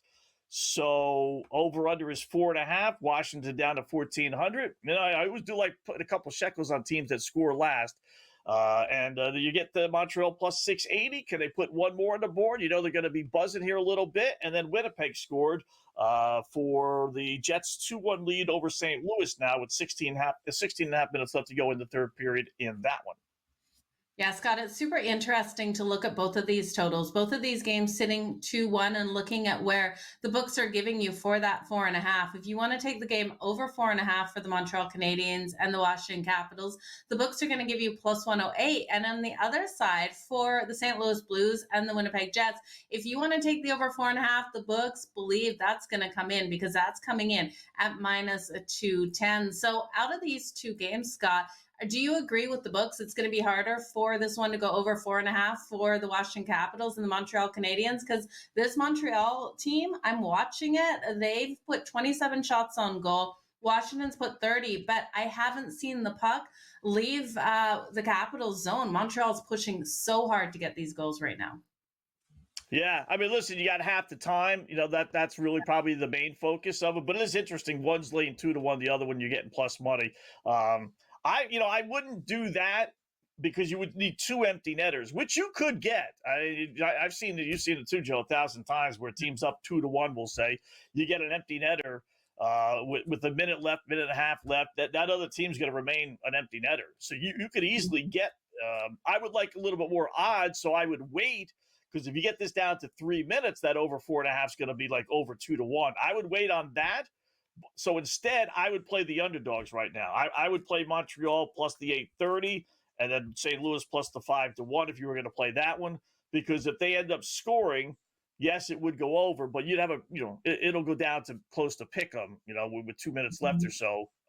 You definitely will be able to hedge on Washington if Montreal scores. So I'll take the Canadians for a couple of shekels so you can put that in before I go with the over. Like I said, I'll wait. I'll do the over. I'll take a hunch on that.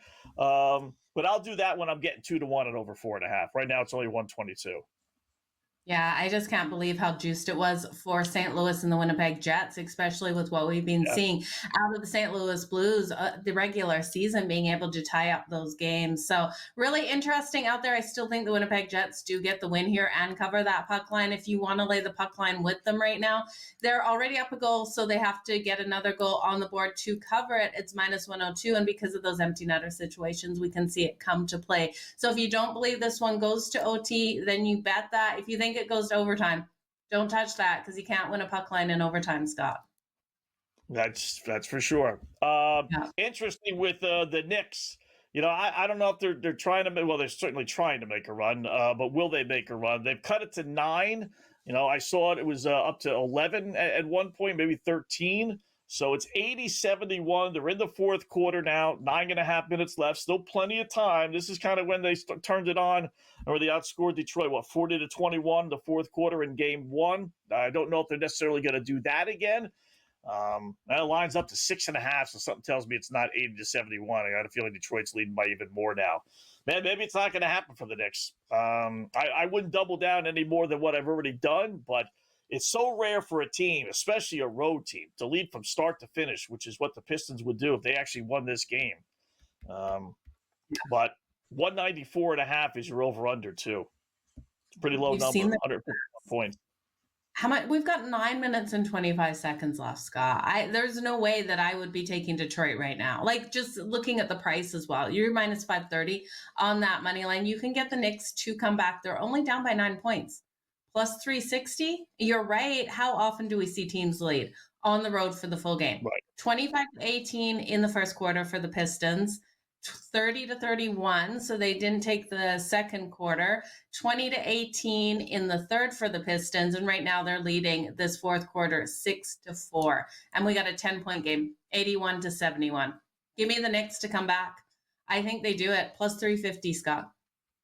Yeah. Listen, if I didn't put it in already before, I would definitely do it now.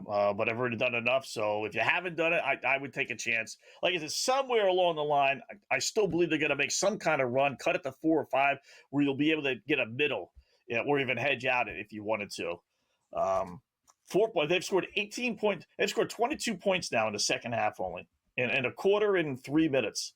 18 in the last quarter, 4 so far on. They got 2 quarters, let alone 1, where they scored less than 20 points with that goofy prop bet that I put in. So, but point totals, Brunson has 24. They're giving you 29.5. I'll take a flyer on that. Cunningham's at 29, so the number is still 34.5. Cat, see, this is why Carl Anthony Towns was traded. He's such an enigma. He's got 10 points tonight. Played a terrific game 1, and he's basically invisible here in game 2. He's feast or famine. He really is. Doesn't play any defense. If they lose this game, it's not because of Brunson's fault. It's because their second, he's a Julius Randle. It's a guy that rid of 2 guys that got traded for each other that don't show up in the postseason. So 14.5 points is the over-under for Anthony Towns. I'd be more inclined to go with Brunson. I think Brunson's going to take over. In fact, he just put 2 more on the board, 26. Now the line is 31.5. Hopefully you put it at a 29.5. Yeah, absolutely. So. It's where you want to go. Cunningham is looking to hit his numbers that we were getting before as well. He's sitting, at 30 still, Scott? Or just off 30, wasn't he at 29?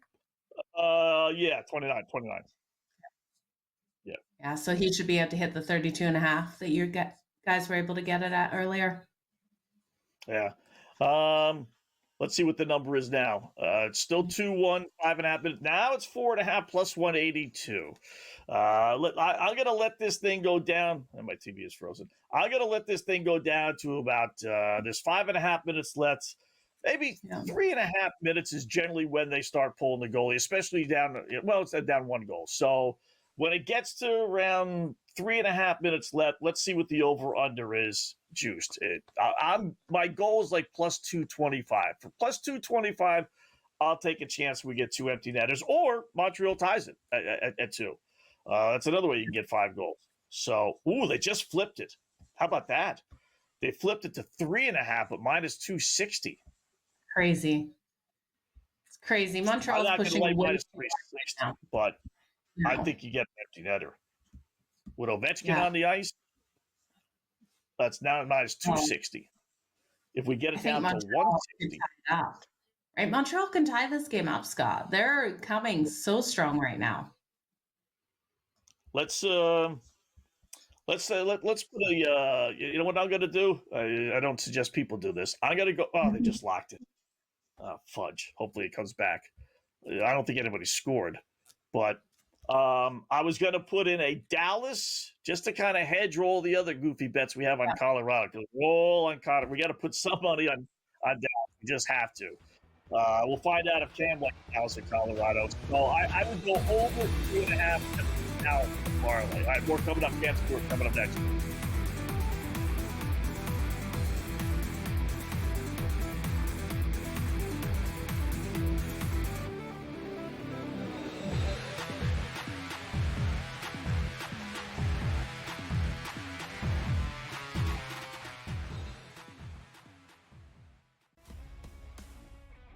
They're so close that we're barely going to be getting any value on the plus side of things. I think there's a little bit of value on the Blue Jays today, but it's an awesome division. Like, I don't want to see teams running away and be up by 12 games in first place. We want to see teams constantly battling for first place. They hit a team total. I love that. So as many times as we get bad beats, you do get the same amount of good beats, typically in your direction, if you wait long enough. Pro Baseball Today, only on SportsGrid.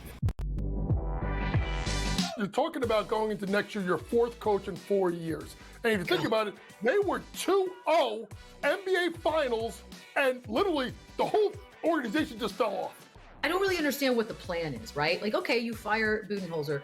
What is the plan? Who do you think you're bringing in? What do you think is going to change? We all know the sort of dire financial situation they find themselves in as far as money spent. Betting above the rim, only on SportsGrid.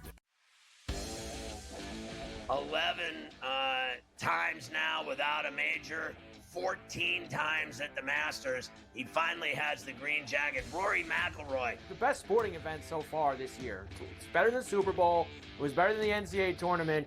It had ups and downs. It had roller coaster rides. It had history, legacies. It had everything you could ever possibly want. Pharrell, Coast to Coast, only on SportsGrid. It's two guys that can do it all. Too much electricity this morning. This is a good time. We're having a lot of fun. I had to do a triple take. Ka-ching! Why? Because of parity. I didn't mean to offend. Yeah, it's not going to happen. Load management is a dirty word. Let him rip. You know what? Circumstances provide the results. What? How do you do this once? Oh, Donnie, you got such a good show there. A network that is booming. The Early Line, only on SportsGrid.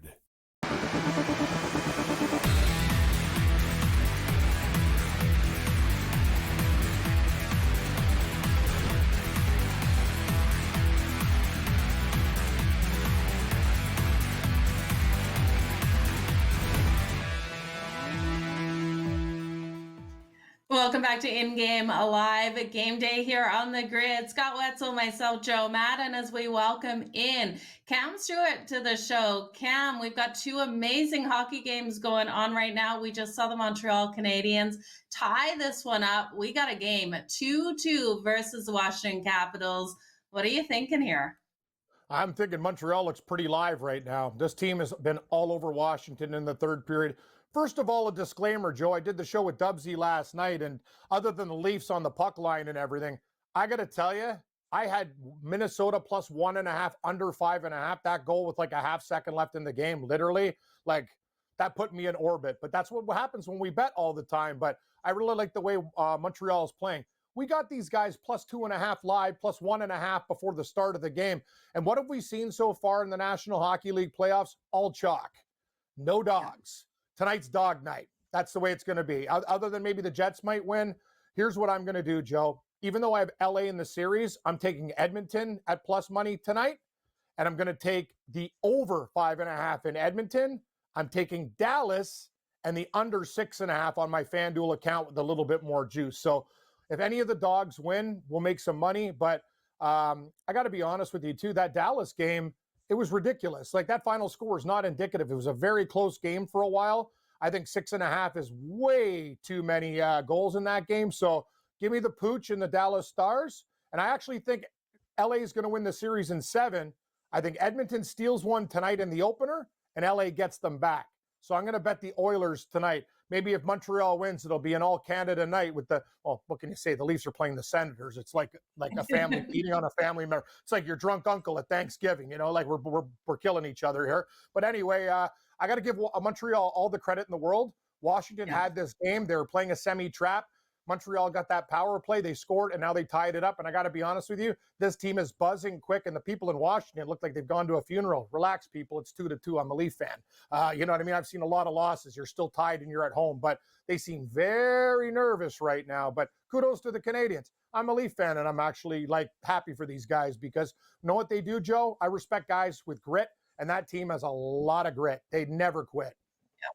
Oh, they never do quit. So is that something you're going to be looking at if Washington starts off game 2 the same sort of way where they go up 2-0 like we saw tonight for Montreal to come back on that puck line?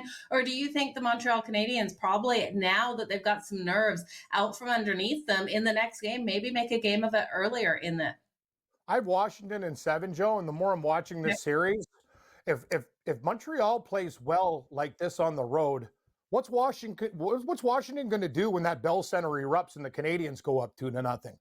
I'll tell you one thing, they're not coming back. That's the whole difference because their fans are psychos. So right now, they're in a really good spot. If Montreal can steal this game tonight, oh God, I thought this series would be a lot tougher. I'll give Gabe credit. He changed his pick from Washington to Montreal. I said it was going to go 7 with Washington, but I'll tell you, man, this series is very, very evenly matched. If we're watching this game, Montreal's been there with these guys. So it's been a fantastic hockey game. And let's give the Jets a lot of kudos, too, the way they came back against St. Louis. So those are my game later on tonight, Joe. I'm going to take both dogs. Give me Dallas. Give me Edmonton. I'll take the Edmonton game. You know what? A lot of people think it's going under. I'm going to take the over, and I'm going to take the under 6.5 in Dallas. Basketball, I'm on Detroit, and I'll take the Clippers in game 2 against the Nuggets. That's what I'm looking at right now. Okay, I like that. You going anywhere with the game on the diamonds between the Brewers and the Giants? It's just getting underway, top of the first right now. We're actually seeing a runner for the Brewers out already on first. Not good for me because I'm looking at Robbie Ray to have a strong night, but he's already allowed up that 1 run. What are you thinking in this one, if anything, Cam? Joe, I can't lie to you. We're colleagues and friends. I have to save money in my account for Australian horse racing after the show. I had to get rid of something, and it was the Brewers game. If I was going to bet it, I'd probably take the under in the game, but I left it off the board. I got so much going on with hockey and other things going on. The NBA hit that under in Golden State. I was wrong with Houston last night. I got to tell you, though, Joe, I took a bath with this first period unders. Like, I didn't see Ottawa and Toronto scoring that many goals. Like, I thought it was going to be a very tight checking game. Maybe the Leafs up 1-0, and that game just turned.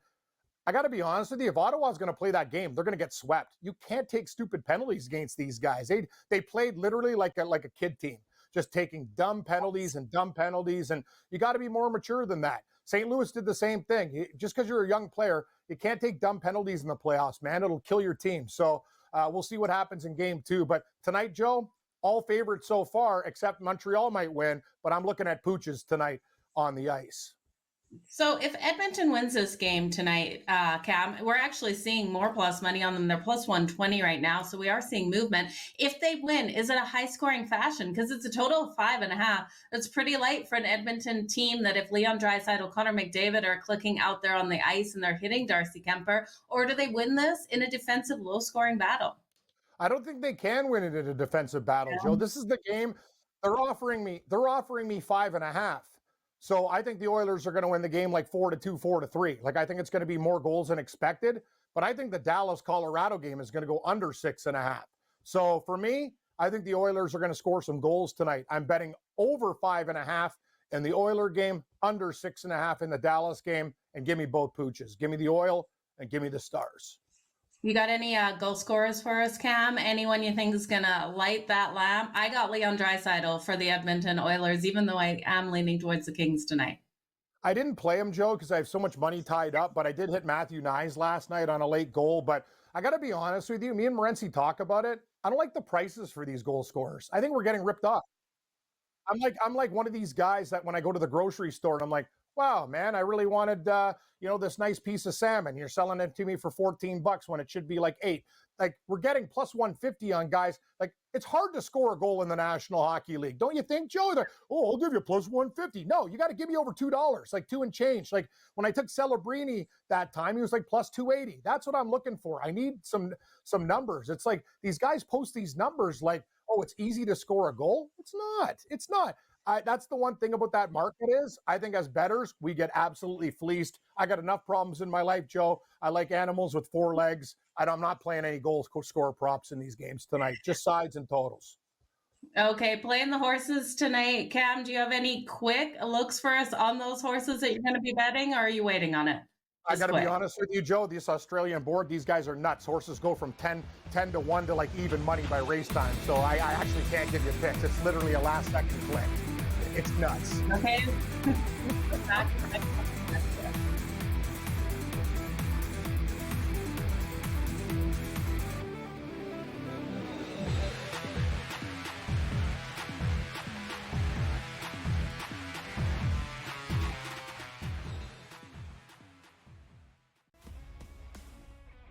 They're so close that we're barely going to be getting any value on the plus side of things. I think there's a little bit of value on the Blue Jays today, but it's an awesome division. Like, I don't want to see teams running away and be up by 12 games in first place. We want to see teams constantly battling for first place. They hit a team total. I love that. So as many times as we get bad beats, you do get the same amount of good beats typically in your direction if you wait long enough.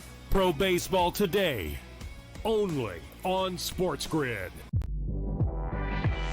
You're talking about going into next year, your 4th coach in 4 years. And if you think about it, they were 2-0 NBA Finals, and literally the whole organization just fell off. I don't really understand what the plan is. Okay, you fire Budenholzer. What is the plan? Who do you think you're bringing in? What do you think is going to change? We all know the sort of dire financial situation they find themselves in as far as money spent. Betting above the rim, only on SportsGrid. 11 times now without a major, 14 times at the Masters. He finally has the green jacket. Rory McIlroy. The best sporting event so far this year. It's better than the Super Bowl. It was better than the NCAA tournament. It had ups and downs. It had roller coaster rides. It had history, legacies. It had everything you could ever possibly want. Pharrell, Coast to Coast. only on SportsGrid. The two guys that can do it all. Too much electricity this morning. This is a good time. We're having a lot of fun. I had to do a triple take. Ka-ching! Why? Because of parity. I didn't mean to offend. Yeah, it's not going to happen. Load management is a dirty word. Let him rip. You know what? Circumstances provide the results. What? How do you do this one? Oh, Donnie, you got such a good show there. A network that is booming. The Early Line, only on SportsGrid.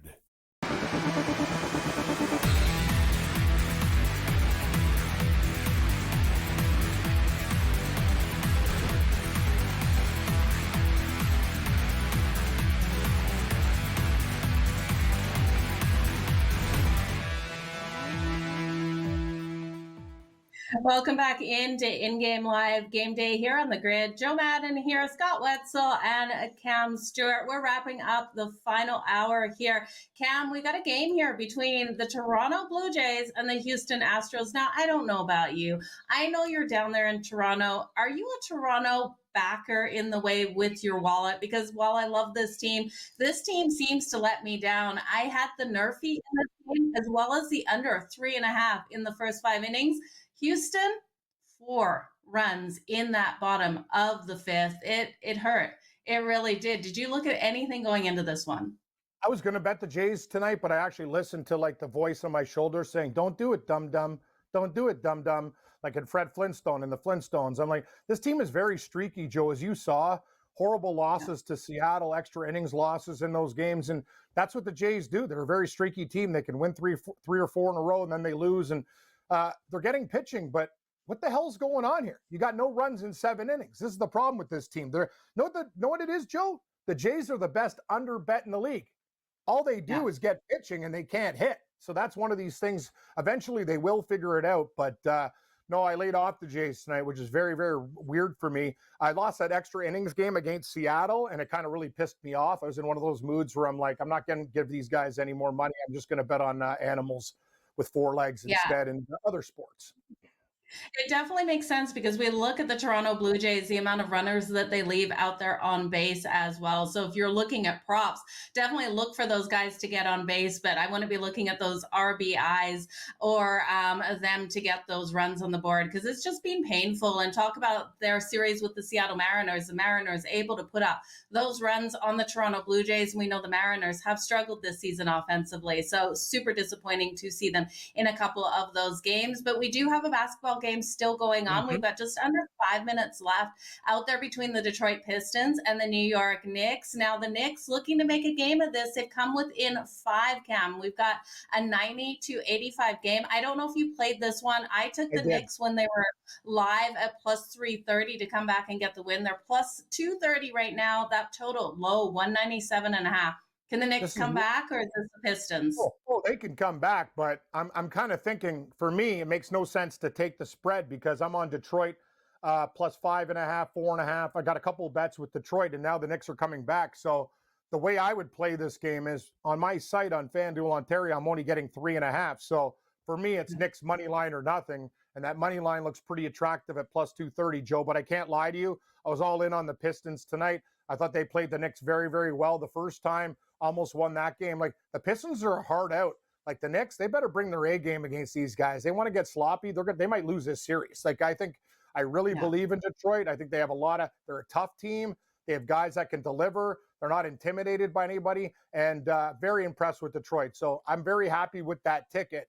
If you guys have Detroit tickets, I would advise though probably taking the Knicks plus 230 on the money line. We got 4 and change left, and they're already down 5 points. That's a nice payback, but I already got the Pistons with the spreads twice, so I'm just going to leave it alone. Yeah, nice call on that one, Cam. I didn't take the Pistons going into this one, so I wish I had that. But Cade Cunningham, I looked at his assists. Those assists haven't been coming tonight, but he's been racking up those points. So just to update everyone, already 31 points on the board. His live number is 34.5, highly juiced to the over at minus 148. So crazy good night for Cade Cunningham point-wise.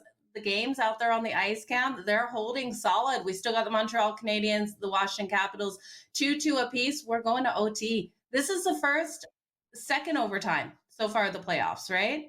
Because we had... Yeah, so basically what you do, Joe, with this stuff is you're either all in or you're all out. Yeah. We talk to a lot of people who do this stuff every year. And you might lose the first 7 games and go, oh my God. And your wife's like, you're an idiot. Like, what are you doing trying to pick ties in hockey and stuff? But then you have a night where you get 2 out of 4 ties. 3. It happens in waves. It's one of those things. It's very similar as I use horse racing a lot. Favorites and then dogs come in. It's one of those things. It's always a lot of the time in streaks. So if you're going to play overtimes, don't quit on it. I know it's really, really hard when you're losing at the start and there's not some for a while, but stick with it. I think we're going to see a lot of overtime games. Hell, I wouldn't be shocked tonight if if you said one of these 2 games coming up, one of them I think will go to overtime. I'm not sure which one. I'm thinking Dallas, Colorado. Oh, we could definitely have a battle out there between the Dallas Stars and the Colorado Avalanche. We've also got the Oilers and the LA Kings coming up. And just to update you guys, the St. Louis Blues still trailing by 1. They've got 3 minutes left on the clock to tie it up. You guys stick around. Later, Not that. Thanks,